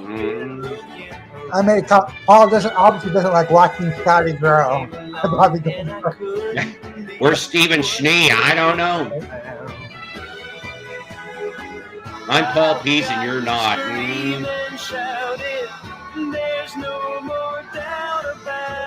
You know, yeah, that's kind of horse shit. I'll tell you right now, Brandon. I'm sorry. Being 68 years old, that song by Bobby Goldsboro and watching Scotty grow, I can relate to that. if you know what I mean. Mac Davis wrote watching Scotty grow too.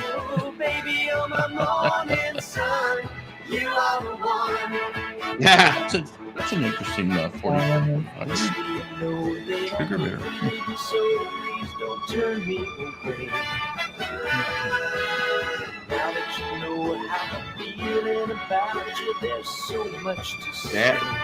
That is right. Yes, it is. It's Annika, I forget her last name. Phenomenal drummer they're getting. Yeah, she is a good drummer, isn't she? Oh my God, she's incredible. Not just good, like best in the world, like top level. Prodigy, really. Prodigy.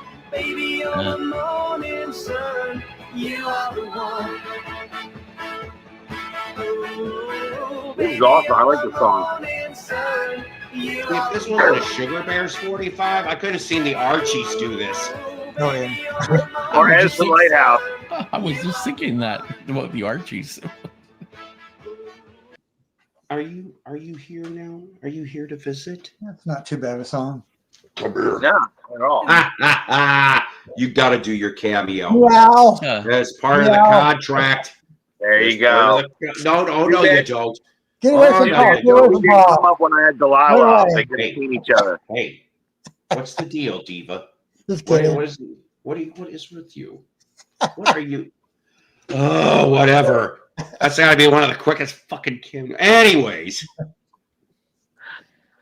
I want to go see Rush. Me too. Can't I get go enough. see him with her, definitely. Say everybody. Can't get enough of Super Golden Crisp. Last thing, and I'll drop it. What makes it worse is he constantly looks at his phone. I got coworkers that do the same fucking shit. Toby. I know. He's looking around now when I said that. I noticed that lately that the old bands are starting to get together, like the Guess Who, Randy Bachman and Bert Cummings are doing concerts. They all want their last hurrah, yeah, you know what I yeah, mean? Like, they see the way people like Ozzy are getting honored and stuff. And these are the original like heads. Once they're gone for good. And that's why people are really, you know, almost like eggshelling with Paul McCartney, because we don't know how much longer we'll have Paul McCartney. Right. And he's out there doing literally 36, 37 song, you know, set for 83 years old, or, you know, I mean, like, it's like uncharted territory. They didn't have people like, when they were growing up, they didn't have 80-year-olds like playing in front of stadiums of people like doing tours. And, you know what I mean? Like, it's really uncharted territory right now. Right. No, but you had your old school country and jazz. Yeah, but that was very tame. Now, are the rappers going to do that when they get to be 80? Are the rappers going to do it when they get to be 80? Oh, I know, right? Well, you see a little bit like LL Cool J every once in a while will do an appearance somewhere or something. Stones, the Stones are getting together and doing their thing. That's what I heard. Touring in 26, and they're maybe working on a new album. I'm like, damn. I'm telling you. Aerosmith, Jesus, you can't replace the talent we're losing. No kidding, it's pretty rare. Yeah. So, like, Chris, I'm 68 and I practically have a stroke when I have to go to the bathroom. Mick Jagger's like 80 something, jumping around on the freaking stage. Yes, but is he singing Jumping Jack Flash while he's on the can, though? And Frankie Valley. Frankie Valley's supposedly, but a lot of people were saying a lot No, of things but about there's Frankie a Valley lot that of he's social media about Frankie Valley. Yeah, It's unbearable. I Yeah, want to see an pretty interview bad, with Frankie yeah. Valley himself saying, "Yeah, I want to Right, be on right. stage." Right, It almost looks like they're forcing him out, like Forcing him, Madame right. Trudeau's wax museum. right. So Right. before we get in, so that Donna, I understand. He actually recuts it again in about a year and a half later under his name for a very strange label called Spinning Top. But so it's reworked a little bit. They just reworked the girl vocals. But then he ends up, you figure, okay, well, he only got 46 cents from the New Christie Minstrels. He didn't get jack shit from the Johnny Nile 45. But you know what? Harry Nielsen kept trying while he was working at that bank. And in 1964, for some weird reason, he ends up taking a classic nursery rhyme. I can't believe this. I didn't tell you. I didn't say all these were going to be winners. I never said that. In 1964, I present to you under the alias Bo Peep. Yeah, you heard me right. I said Bo Peep. Little Bo Beat. Baba Black Sheep. Not to be confused with the 70s TV show. I was just gonna say that, man. We are little ones.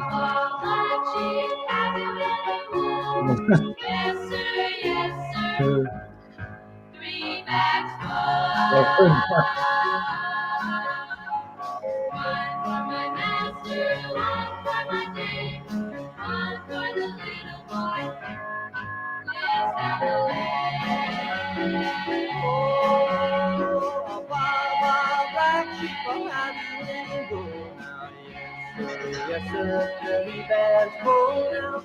One for my master and one for my king.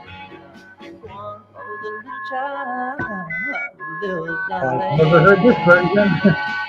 Sing a song, girl.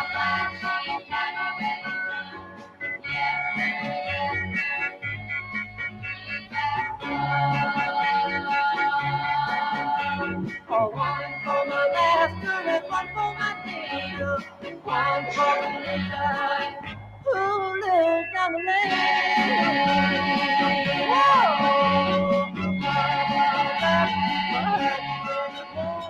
Yes, sir, we'll be back soon. One for my master and one for my king. One for the little child who lives down the lane.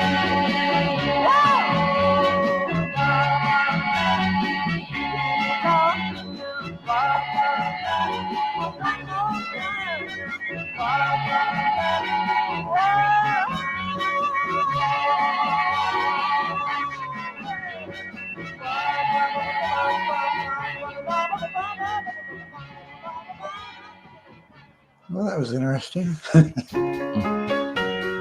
that was interesting. Was that like surprise fade in?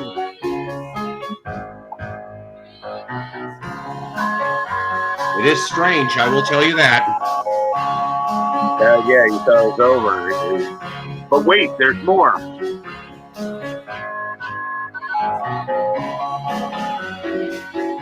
Yes, you I did hear hear a this little on bit Pee of, Wee's Playhouse. I hear a little bit of Love Potion number 9 in this song.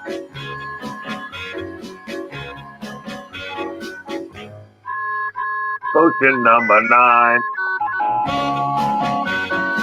Right there, that's what it reminds me of.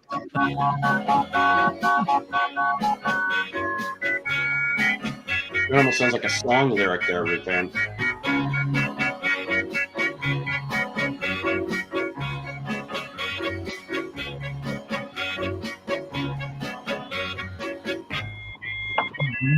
This must be the instrumental flip side of the 45, you know?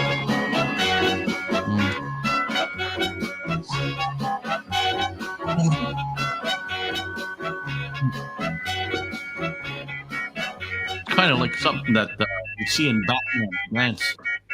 Lance. Downstairs. That's right. Vampire does do a great cover of this. That's right, Jay.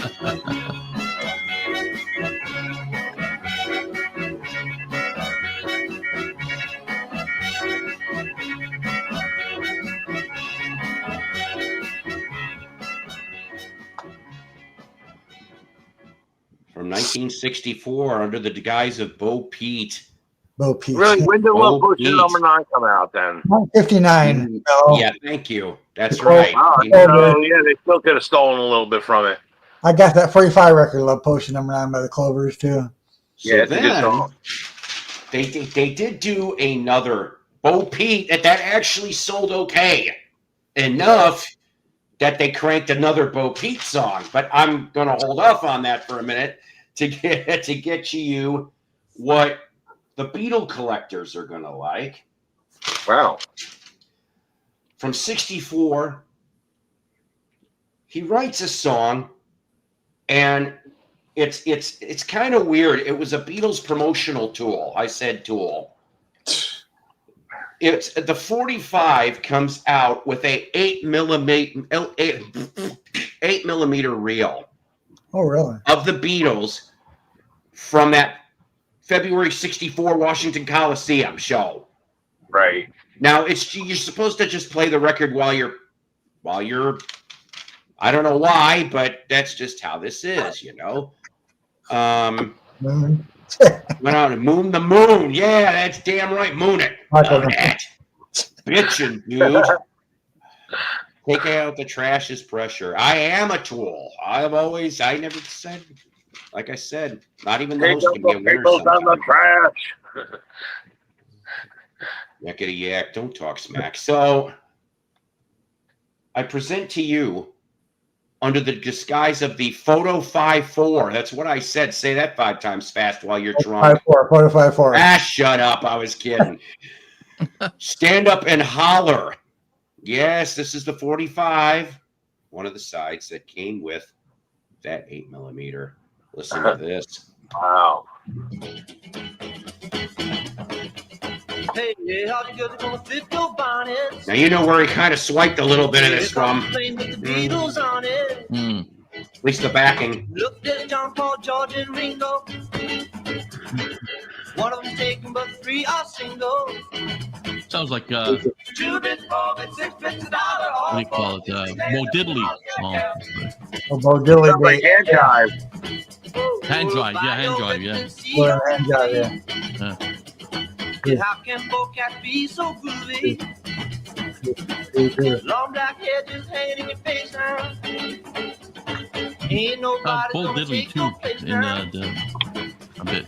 2 bits, 4 Come bits, 6 bits, $1. Stand up, on, hand jive. yeah, yeah. Willie and the hand drive.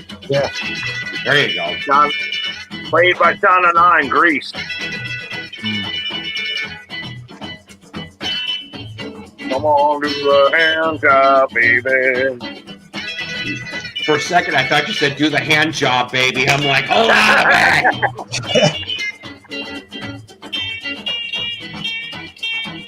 Oh, yeah. The movie Grease is called Born to Yeah. Have Sing that Time. twist and shout now. That's actually a great version that Shauna 9 does in that movie. I've seen the movie Grease a few times, yeah.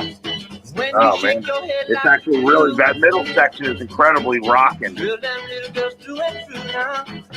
Johnny Otis, Willie and the 2 hand bits, drive. 4 bits, 6 bits, $1. All for the Beatles. Stand up and holler, yeah, Yep.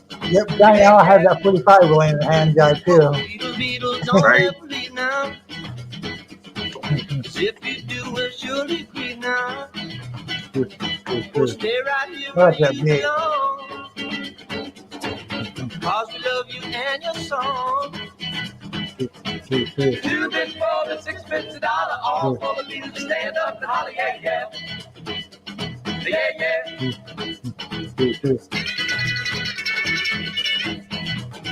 I like that. That sounds like there's some Bo Diddley, man.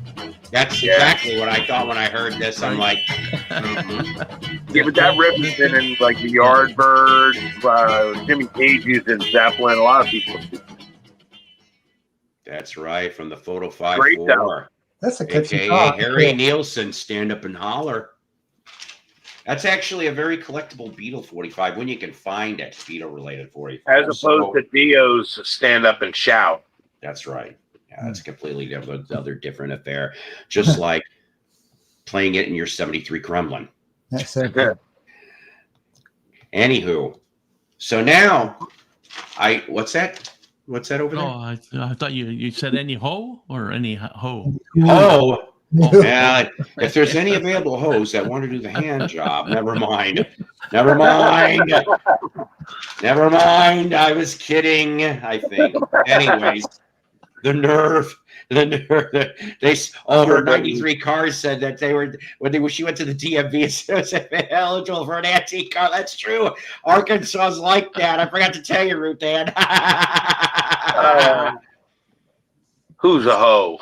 You could take your 1990 one-door Yugo because it only works. You got to get in and out of the hatch. You can put an antique license plate on. Him and a he's and a who's and a hose. And the hee-haws and hoo-haws and oh boy. My last Harley I would drive was so fucking boring that even the radio cassette players pulled the tapes down. Brother Brian. See, that's what happened. All right. So get this. You may be saying to yourself, and even if you're not, how does Harry Nielsen and Little Richard connected? Through that, what's his name? The guy that wrote the songs with him. Okay, very good. You're heading in the right path. You're heading in the right path because Scott Trainer. Hold on a minute. He asked me as well as Tokyo, but he upped my price to 10. Then he offered me 20 when the Grinch stole Christmas. That's right. So the flip side of the second Baba Black Sheep Bo Peep single happened to have a song that actually sounds really decent for Bo Peep, but they peddled it to Little Richard. And Little Richard went off and recorded it. So, ladies and gentlemen, despite the rumors, Jimi Hendrix is not on this album. Not. But you do get Billy Preston with Little Richard. Wow. On Groovy Little Susie.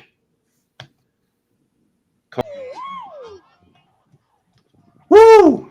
Anyway, Tom Voice, man. That came out in late '64. I thought I had that record. I don't. It looked very familiar.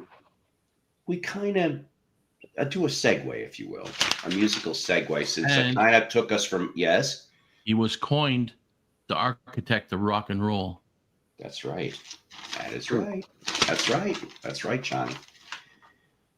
So we took from Nielsen to Little Richard. That's how you get that connection, right? Because of the co-writer, and Little Richard loved the damn song. He's like, I'm going to record it on my next album, which was what this was for VJ Records in Chicago.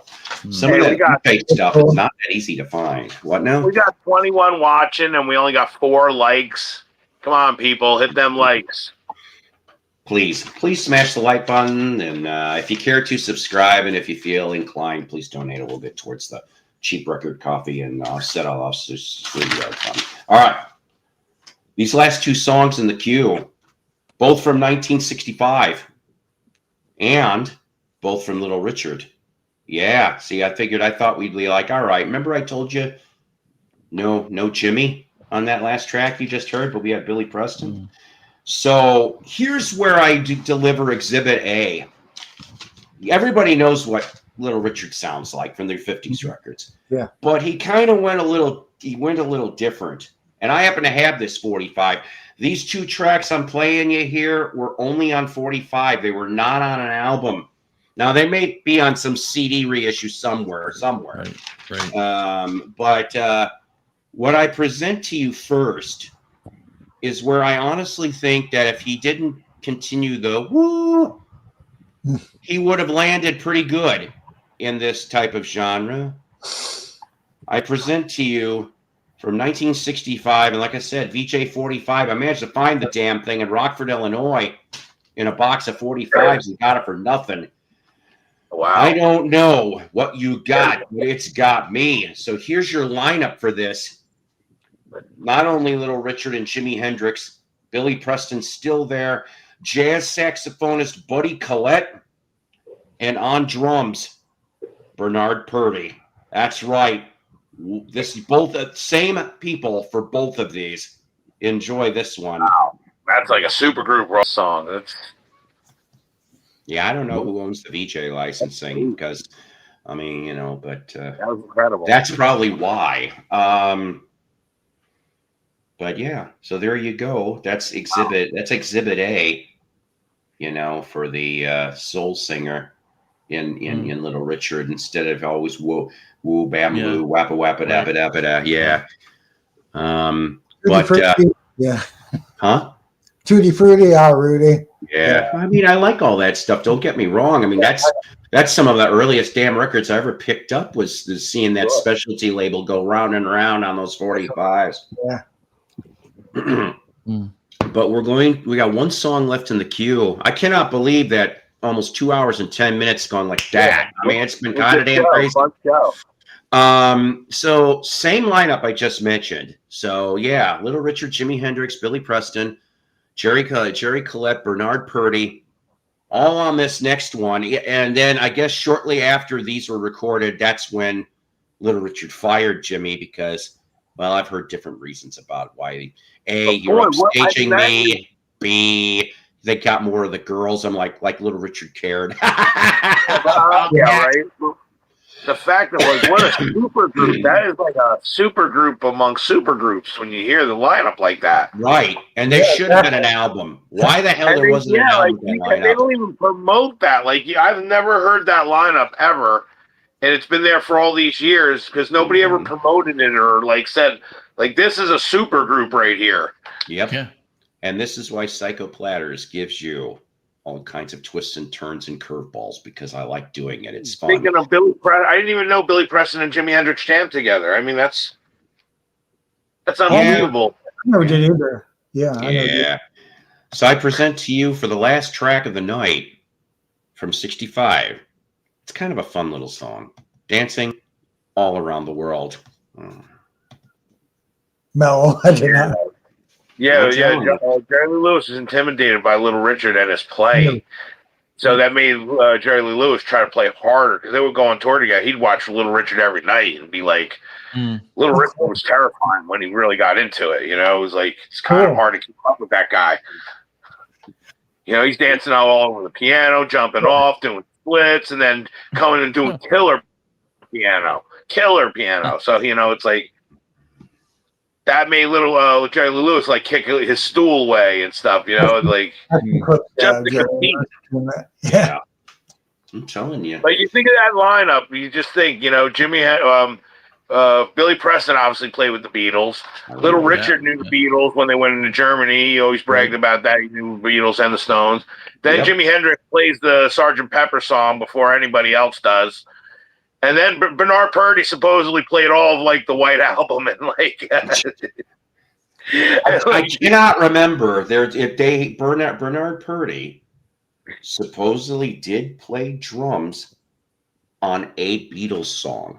That's what they say. Even more than that, supposedly. Now, I met Bernard Purdie and asked him myself, and I asked him, I go, "You really played on Beatles songs?" He goes, "I absolutely did. I absolutely did." Okay. Cool. He's arguing, man. Yeah. Let's take a look here. Oh boy. All right. So this is from the Steve Hoffman forum. It's just first thing that came up.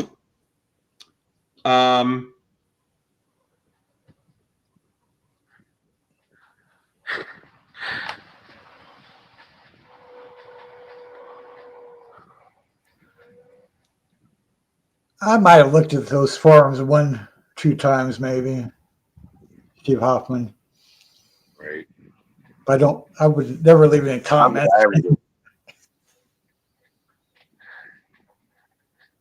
People of the world, join hands, start a love train. Yeah, I know that one. The OJs. I'll tell you, when I met Bernard Purdy, he was in Seaside Heights. He was playing with a guy named Frank Cicada, who had a band called Frankie and the Burn for like 40-something years on the Jersey Shore. And he got Bernard Purdy to actually play with him at a few gigs. Oop, we lost Paul. Did he accidentally kick himself out or what? Oopsies. Oopsies. Oopsies. Oopsies poopsies. But he was a really nice guy. I will say that after I asked him the Beatles stuff. It was like he's just thinking you have a legend like Bernard Purdy sitting in your hometown and you're, in the local bar you played yourself. It's like it's pretty incredible. So, And, so he was Purdy- selling photos and shit. Purdy- and like Purdy claimed that he overdubbed drums on 21 Beatles songs. She loves you. yeah. Ain't she sweet? She loves you. Some sources suggested that Purdy may have played on tracks for other groups than were later released by the Beatles, such as the Tony Sheridan sessions. Man, it's hard to really verify this stuff almost these days. You know what I mean? It's like It's a lot hard of because folklore. it's hard because all the information is kind of gone and disappeared, right? It's just like It back was- in Those, yeah. just like- like back in the doo-wop days. There's I groups mean- that change names and over and over and over again and everything, and you can't. It's hard to pinpoint who was the original singer of this group or that group, and it's like they just changed Plus, everything, right? I So- would assume that literally, if that was the case, I'm sure the rest of the Beatles would have known this. Like, do you think they would have slipped Bernard Purdy's playing on their record without John or even Ringo himself knowing? But do you think You they know would, what they I would- mean? Like, do you they think would they would have actually to say? know that Bernard Purdy played on this thing. Right. Like. You actually, if he did, do you actually think the Beatles would say anything about it? Like Well, actually tell that's people what that I'm he saying. did? Like this controversy, like I mean, he's such a well-known guy for him to make that statement, and then like you didn't hear Paul refute it. Like you didn't Right. hear them saying he's lying. Right. It's like Yeah. that's why. Is it true or not? Like We'll have to have John. We'll have to ask John Lennon. right? Oh, did the cat eat Paul or something? I think he did. Paul stumbled, man. We're still alive. We're still alive. I know He's that. probably getting Toby. Yeah, that's what it is. This is funny. Maybe Paul had to hit the bathroom really fast. Yeah, he figured, or he could have had a power outage or something, or Well, no. If we would have had a power outage, this would have been turned off, right? no, it's through YouTube. It So would this would be, just continue. this will just continue Okay. until he shuts it down. Like, so if we leave, it's going to be a black screen. Yeah, Ladies would and be. gentlemen, Paul has left the building. Paul Paul- has left the building. This is one for the ages of the history of his show. Hey, John, here's an old Can I- album. Should I go Oh, chew nice, a record? yeah, Should I get a record and chew it? Only problem with it, it has a slight warp in it, so it's not perfect. Yeah. But I'm keeping it just for the yeah. posterity. Wow, that's a good one. Yeah. Yeah, I was gonna say we didn't even see Paul chew a record, so something's wrong. Yeah, no, I could chew a film. He's not signing to Facebook at the would try- moment I either. would try chewing the 45, but with my luck, I'd end up swallowing a piece and choke. Yeah, I get a flexi disc. So now that You Paul's gone, we could talk about him. Yeah, right there you go. I'm around. Well, we got 20 watching right now. Well, I- what's Can that you- record? Can you read this? I found this 45 You can't make you big. It said Commandments of Love. Yeah. by Harvey and the Moonglows. I found that one Moonglows, just a yeah. week ago. Oh wow. Yeah. What'd you pay for that? What did you pay for that? Actually, it was Well, maybe it was more than $1, maybe 3 or 4. Oh, So really? not, Holy not crap. real cheap, but Wow. Yeah, What's I've the been looking for condition? these It Ten looks pretty good. Commandments. This 45 for ages. Since I've Yeah. been collecting 45s for a long time too. 10 Commandments of Love. That's a good record. It is 45. Harvey and the Moon Glows 58. Yeah. Oh wow. I might even have that myself. I gotta alphabetize all my 45s just so I can know what I got. You know, they're all jumbled and stuff, or at least put them in eras or genres or something. They're all mixed up. Mel, some of my 45 records, a bunch I put in chronological order. Right. I should put them all in alphabetical order. It's easy to remember how to look for them. But Dave, you have lots of friggin' records. I'm telling you, it's unbelievable the records you have. I love collecting. I've been looking for 45 records ever since I was in my early 20s. Oh, really? Wow. Yeah. That's 30 years. Hey, sing us a Johnny Cash song.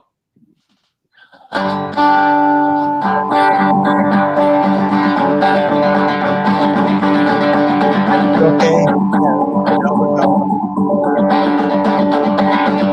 I hear the train come, it's rolling down the bend. I ain't even sunshine, I don't know when I'm stuck in Folsom Prison, and I keep dragging on. Oh, that's all from Prison Blues. When I hear that whistle blowing on down in San Antonio.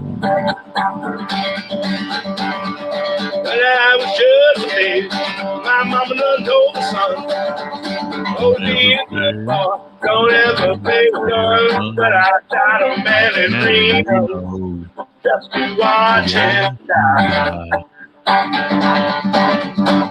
When I hear that whistle blowing, I'll hang my head and It's Johnny.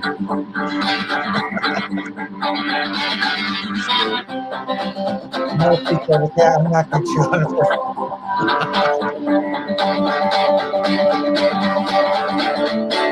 My name is Sue. How do you? Yeah, I know that. I bet there's a jockey in a fancy dining car, probably drinking coffee and smoking big cigars. But I heard them coming, I know I can't be free. But I hear that whistle blowing, and that's what tortures me. I hear the train come, it's rolling round the bend. I ain't seen the sunshine, I don't know where, but I'm stuck in Folsom Prison, and I keep dragging on. But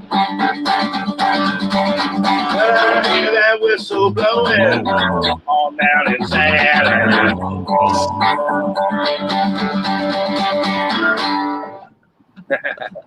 Good. That's a fun one. I appreciate that. That's a good. Paul's back in the chat. I don't know if that's the real Paul, but I don't think that's the real Paul. Who needs Paul now? I know, right?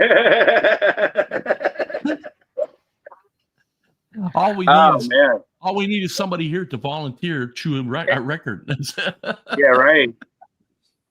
Here, Dave, Well, you you do know, it. well, I mean, we just have concerts. I'm not going to, Johnny. It's the request line, you know. That's until Paul gets back. We'll be doing the Paul Peace Marathon telethon. Oh, Yeah. Raise as many likes for him as we can. Mello, did I show you the album? I got it now. What's that? Oh, okay. Oh, wow. The zombies. I was saying Oracle, yeah. Oh yeah, Yeah, guys. I don't mean to interrupt. I missed Paul on Facebook. He just messaged me that the internet did crap out, so he's gone for the evening. Oh, he's gone? Yeah, I messaged Paul on Facebook. See if he would answer back. He just messaged me back on Facebook. So he can't even shut off his channel. So if we all want to leave, it's okay if everyone wants to go to bed. No, but what'll happen is he can't shut it off until he gets on there and manually shuts it off. If But we that's leave, true. it's going to be an 8 hour of blackness after we leave. That's well. Literally, until he goes and shuts it off. He's the You head. sleep for 8 hours?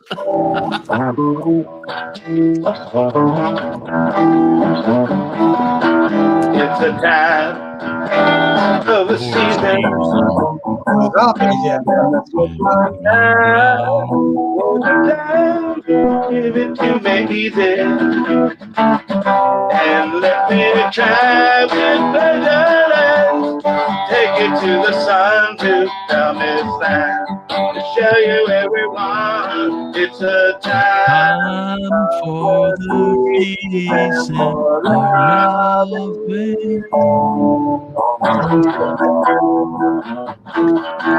I love the zombies. I haven't played that one in a while. I'm Tell her struggling. no. Tell her no. That's a zombie song.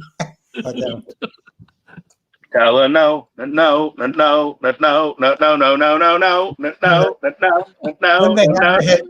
they have that hit "She's Not There" from '64. You're done. Let me tell you about the way she does. Something good. Rather feel right, but she's not bad. Something like that.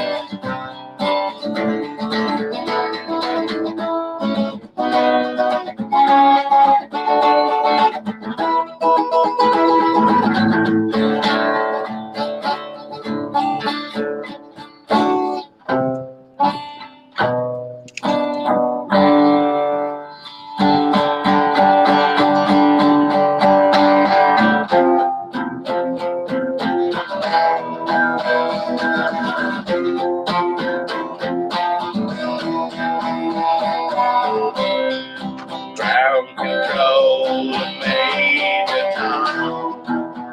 10, 9, 8, 7, 6, 5,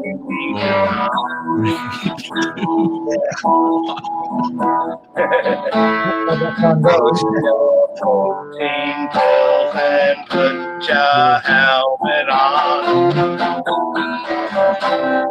Ground control, Major Tom. 7,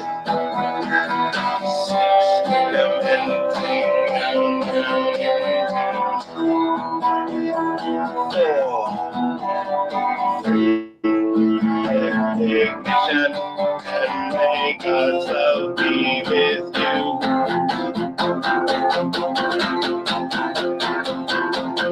This is ground control to Major Tom.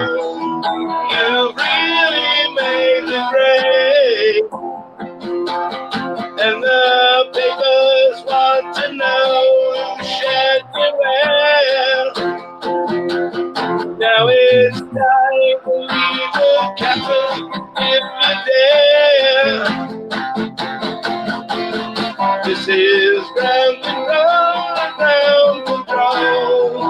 I'm stepping through the door.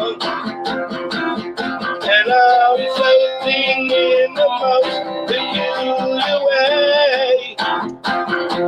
And the stars are very different today. For here am I living in my tin man.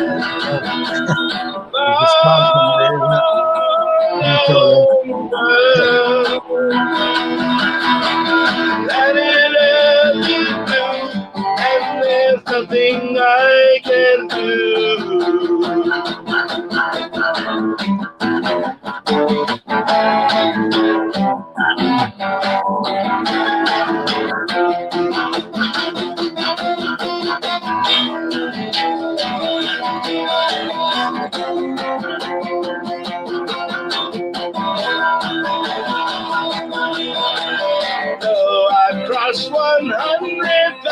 miles.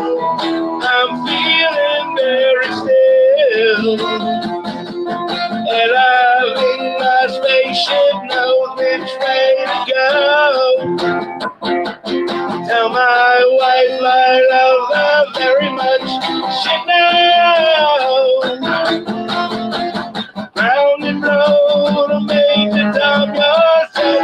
Something wrong, and you hear me make the dumb. And you hear me make the dumb. And you hear my dream, my dream.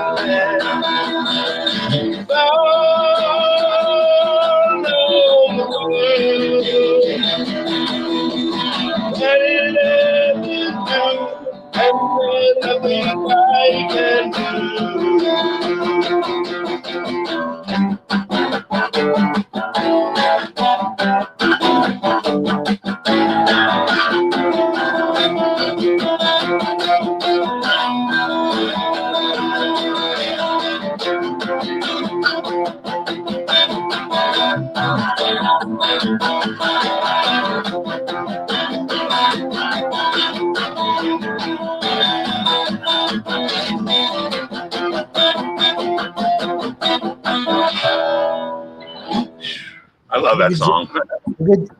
Good job, Mel. You can play the guitar very good. Thank you so much. I don't want to like take over the show. I mean, it's the three of us here, you know. No, that's all right.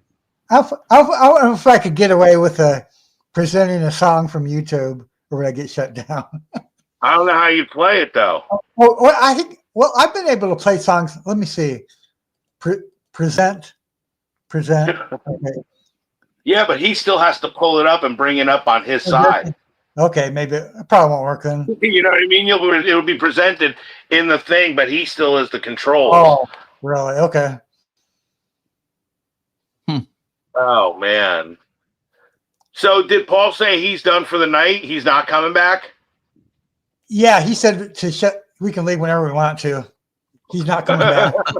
His internet crapped out. He told me on Facebook. Yeah.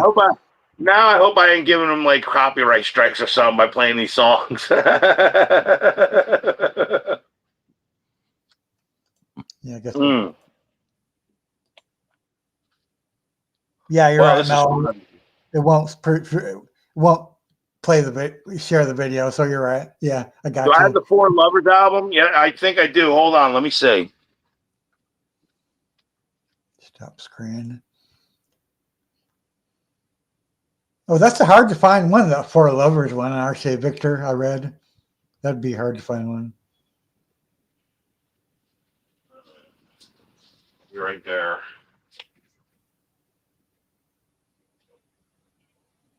I didn't know Mello had that album. That's cool. The Four Lovers is the one right before Four Seasons. Exactly. Or It'd be on RCA Victor Records 56, I think, album. I think we're talking about this one. Yeah, I think that's the one. Yeah. So, is that RCA Victor Records, Mello? This is. If that's the original copy, because I read about. That's not. Well, that's not the Black Dog RCA though.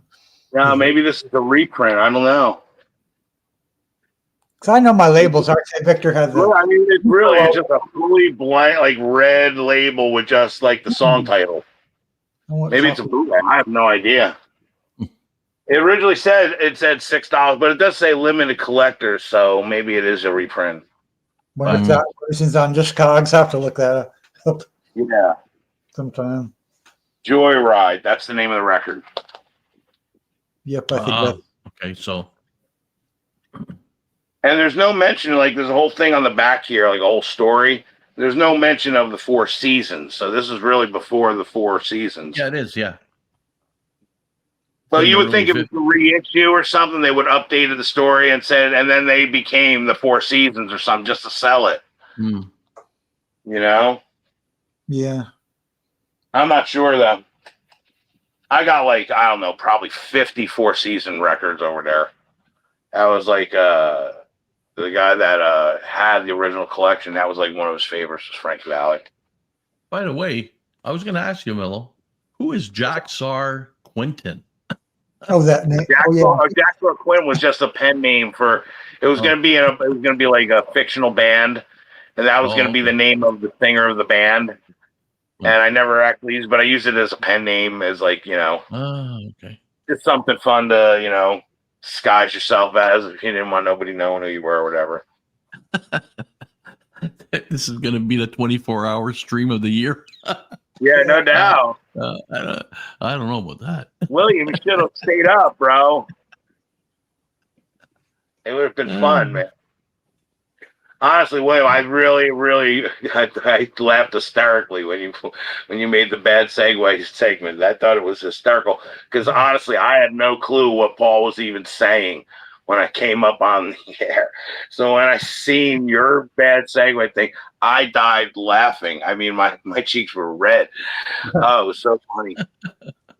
Oh man. What you got, Davey?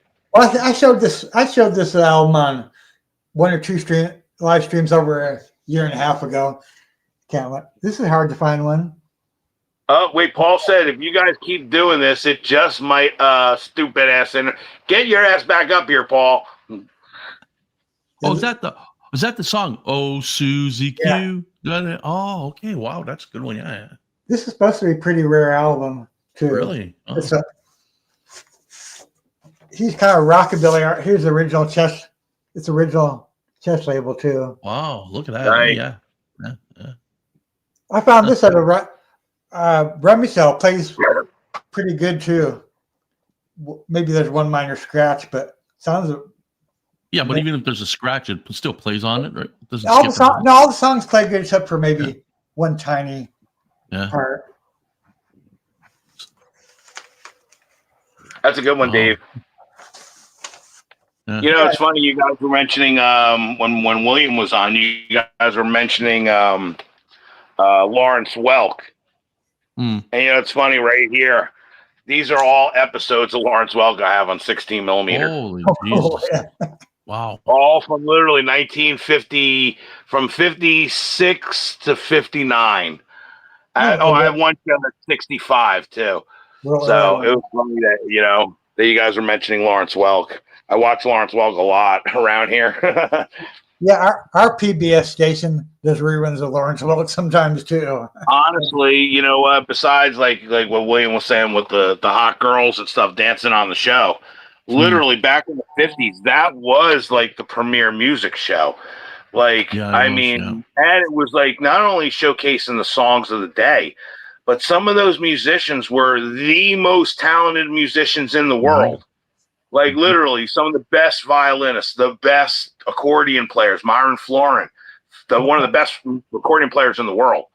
And then, you know, Buddy Merrill, incredible pioneering guitar player, Big Tiny Little on the piano, Pete Fountain on the horn. I mean, yeah, pioneers on that show. No, I'm not on Instagram, Richard. I maybe I am, but I never use it. I have to see. I don't even remember what I think I signed up, but I never use it. I basically do YouTube, Facebook, and X, but not even X that much. Facebook once in a while. You know, YouTube is you know, just it's my television now. You know, YouTube is television. I don't even have cable anymore. I don't pay like Xfinity or anything or Comcast or any of that. And half the time, I don't even care about like the movies or like HBO or anything. Like half the shows out there, I don't watch any of them really. But I do watch a lot of YouTube videos. I watch a lot of like instruction videos.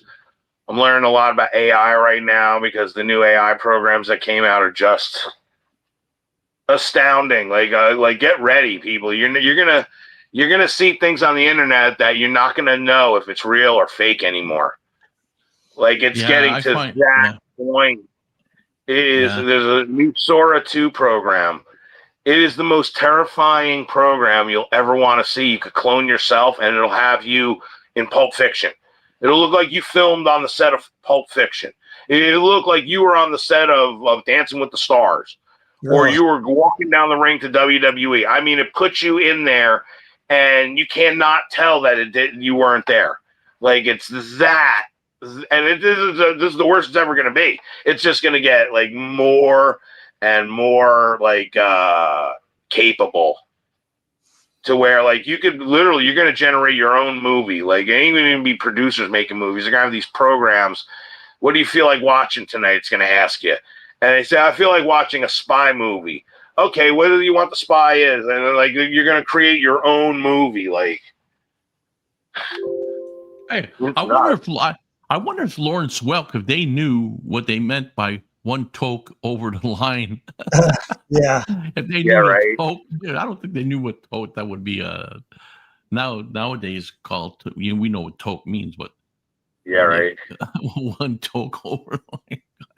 Yeah, I agree, Sean. It ain't nothing to be worried about. It is just a tool. I'm using it myself. I mean, and some of the results I'm getting from my own music videos that I'm going to be making and stuff. You know what? It's just going to be incredible. The only thing I worry about is bad actors, people that are going to use it for evil and stuff. That's, there's nothing you can do about that. That's just going to be part of the name of the game. It's true, because I'll go into YouTube and look for, oldies music and stuff. And now they're coming, they're really saturating the YouTube with groups or solo artists from the 50s that they're not real. Oh yeah, right. With songs, right? And they're not real. You think they were, but like a group, let's say that you wouldn't if you didn't know, like I know that they're not real because I know that the name doesn't make sense in the song. Yeah. But if somebody don't I'll tell you know, what, man. On YouTube, that they're a real group, right? On YouTube right now, somebody did a version of, and it's phenomenal. I tell everyone go look at it, but they used AI. And they used their voice, and they used a masking thing to make their voice sound like John Lennon and Paul McCartney. But what they did is they did a version of "Free as a Bird" if it was done on the White Album, and it is absolutely brilliant. I mean, like, unbelievable, and it sounds just like John and Paul. Like, or whatever the guy must have did, he must have been doing like a John Lennon impression and then a Paul McCartney impression, and it was easier for the AI to make their voice sound more like John. But go look up "Free as a Bird" 1968 version. I'm telling you, like, it is terrifying what it can do, but it's incredible and it's exciting at the same time. I mean, I'm addicted to it. I'm like totally like into it. I'm going through even with some of the music programs and seeing what it can do with my own music, and like it's a brave new world. But at the same time, you get somebody like, the trolls out there start getting learned. You think the videos that the trolls are doing now, like, are bad? Like, wait till they can really, like, make you look like you're doing a, swirly with your head in a toilet or something. Make it really look like you're, looking like you're walking down the street drunk or whacked out or something. Like, like, that's where it gets out of hand. Right. Well. Oh, Richard, you'll love it, Richard. Check it out, definitely. I'll give that a listen. You can type it. It's on YouTube right now. You can put it on. I mean, it's very easy to find. It's like the scammers on the phone. What they'll do is they'll call you, right? And if you say hello, they'll take your voice by saying hello, and they'll manipulate it, and then they'll call like a family member, let's say a grandparent, and say that you're in jail or something to send money. Yeah. The grandparent kidnapped or anything, because of the voice, right? So I broke down. I need $500 to get my car going. Please, Mom, can you help me? Can you help me, Mom? Right. So it is scary in a way, right? I mean, for medical reasons, it's fantastic. Oh yeah, there's a lot of good. I mean, believe me. I mean, I'm not trying to demonize the whole thing. Believe me, but it's better to know that these possibilities are there and to be cautious about it than to just bury your head in the sand and think that this can't happen, or next thing you know, you find yourself a victim of something because you didn't know any better or something. It's always better to prepare for the worst and hope for the best. Right. That's how I look at it. Oh, that's true. Yeah, you gotta be careful.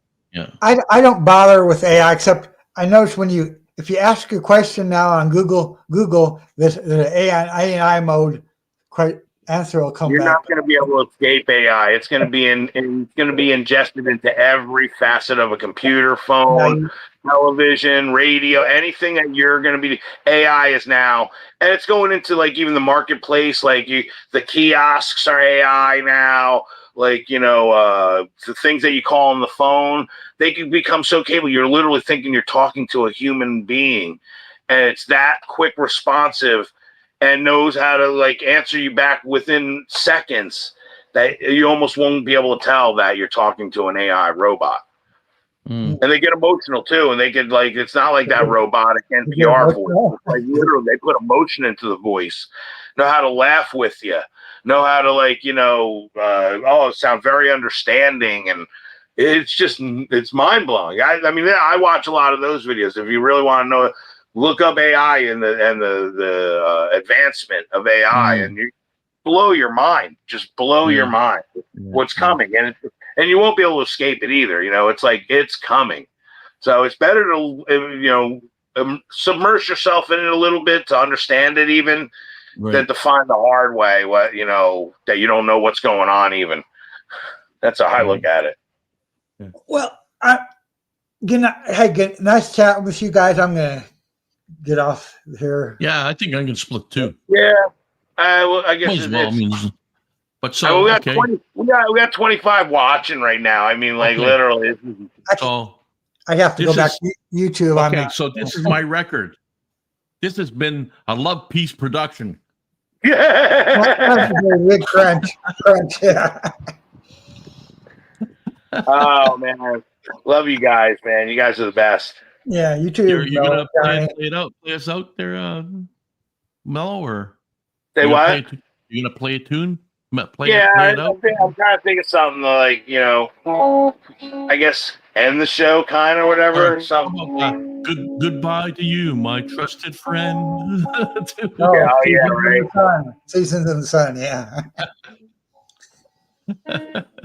I'm just thinking if I want to do an original or do something, because again, if I do more like copyrighted songs, I don't want Paul to get like too many strikes on there. So if I do an original, you can't get it.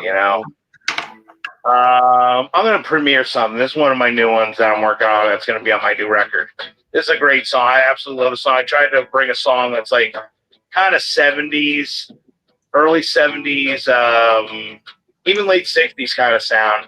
It's called The Way the Wind Blows. And I can't wait till people can hear the recording that I did this. It's like one of my favorite things I ever did. Here we go.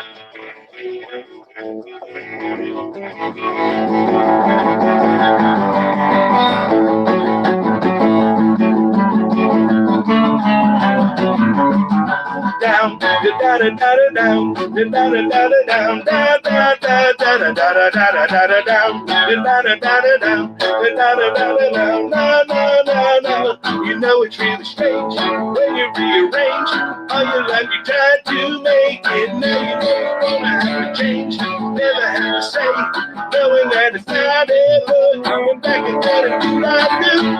I can never fall, never coming back to let it out. And this is what I wanna know, is what I wanna show. Listen back again and figure where the wind goes.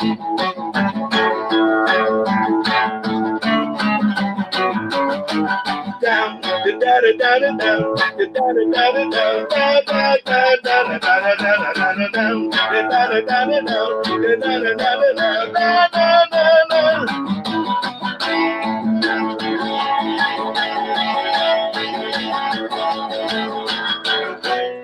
da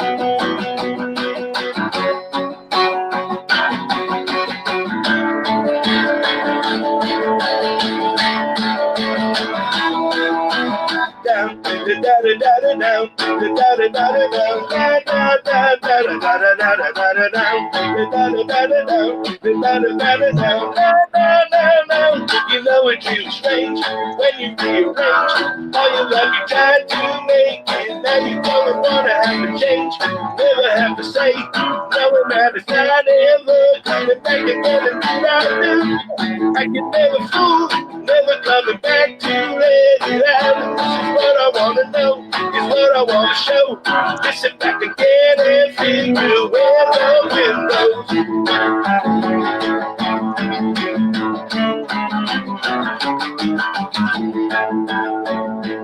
I can't even play the guitar, so he does a good job. All right. Hey, Mo, Awesome, man. I borrowed your background. I borrowed your background. Oh, that is so cool, man. That's nice. Yeah. That's wild, dude. I'm mischievous. I think I copied that from his Facebook or something. I copied. Well, keep I the platter appreciate that, spinning. Brandon. Keep the platter spinning, guys. We'll Hey, see God you. bless Good you, night. guys. Take care. Thank you so much, Johnny L. Have a good night, Johnny. See ya. Take care.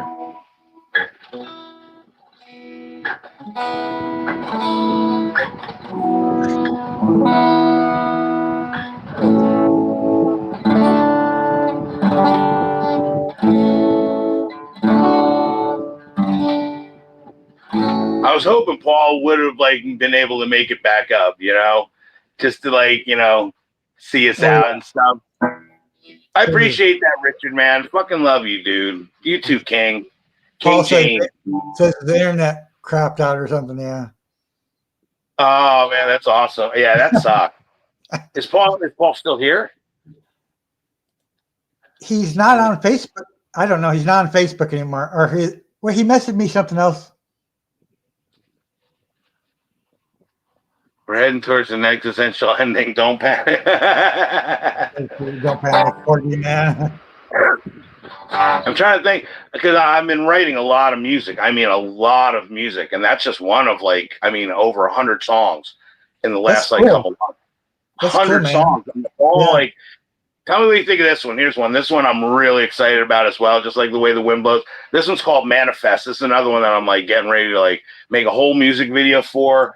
And again, it's that kind of the last song, The Way the Wind Blows. I equate that Frank Zappa meets the Bay City Rollers. Yeah, it's like that. This one's more this is I want to say also 70s, but there's just some kind of attitude about this one.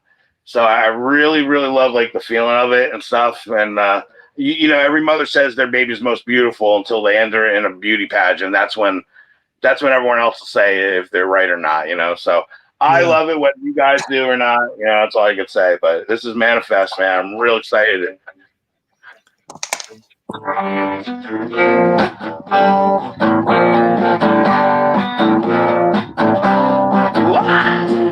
Oh, I'm fucking loud. Man, got so much to say. I keep feeling this way. And my taste the unknown would make me shut down my brain. I got so much to do, and then I get so unglued. If you knew what I knew, then you search for it too.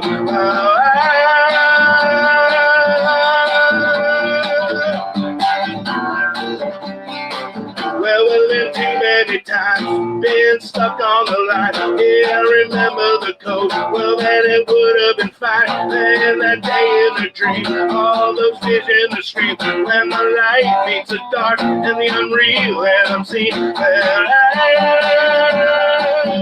just keep standing up. Whoa, I'm manifesting love.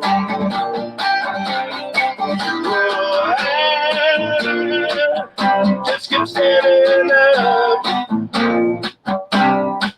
Whoa, I'm manifesting in love. Manifesting in love.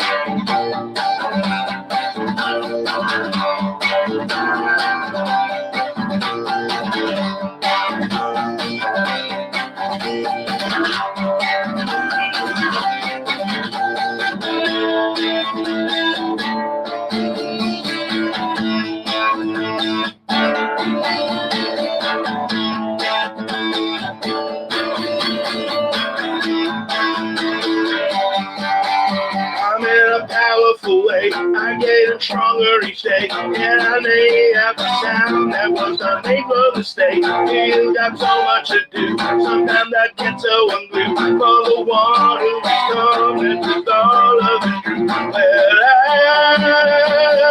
I just keep setting it up. Whoa, I manifested in love. Whoa, I just keep setting it up. Whoa, I manifested in love. Manifested in love.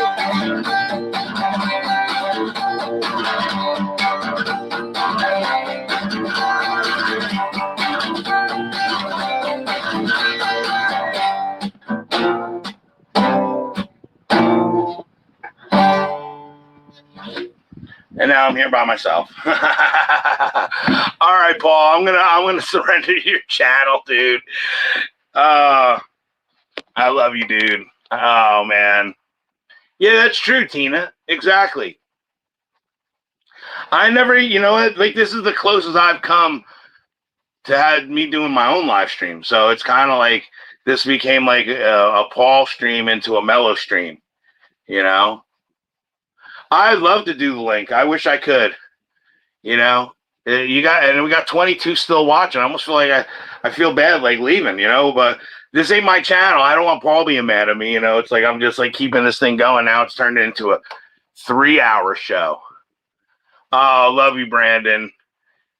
Yeah, no, I don't want to overstay my welcome. I appreciate Paul. Thank you so much, dude. Freaking love you, Paul. Thank you everybody for, you know, bearing with me in these new songs and stuff. And I don't know, maybe one day I'll go back to doing a live stream myself, you know, and internet. That sucks, man. That really sucks. Oh man. Well, 3 hours is a great show. God bless everyone. Take care of yourselves and each other, because you know what? That's all we got. And you know what? This has been I don't even have anything like the show. This has been a Love Peace Productions. Trying to get that serious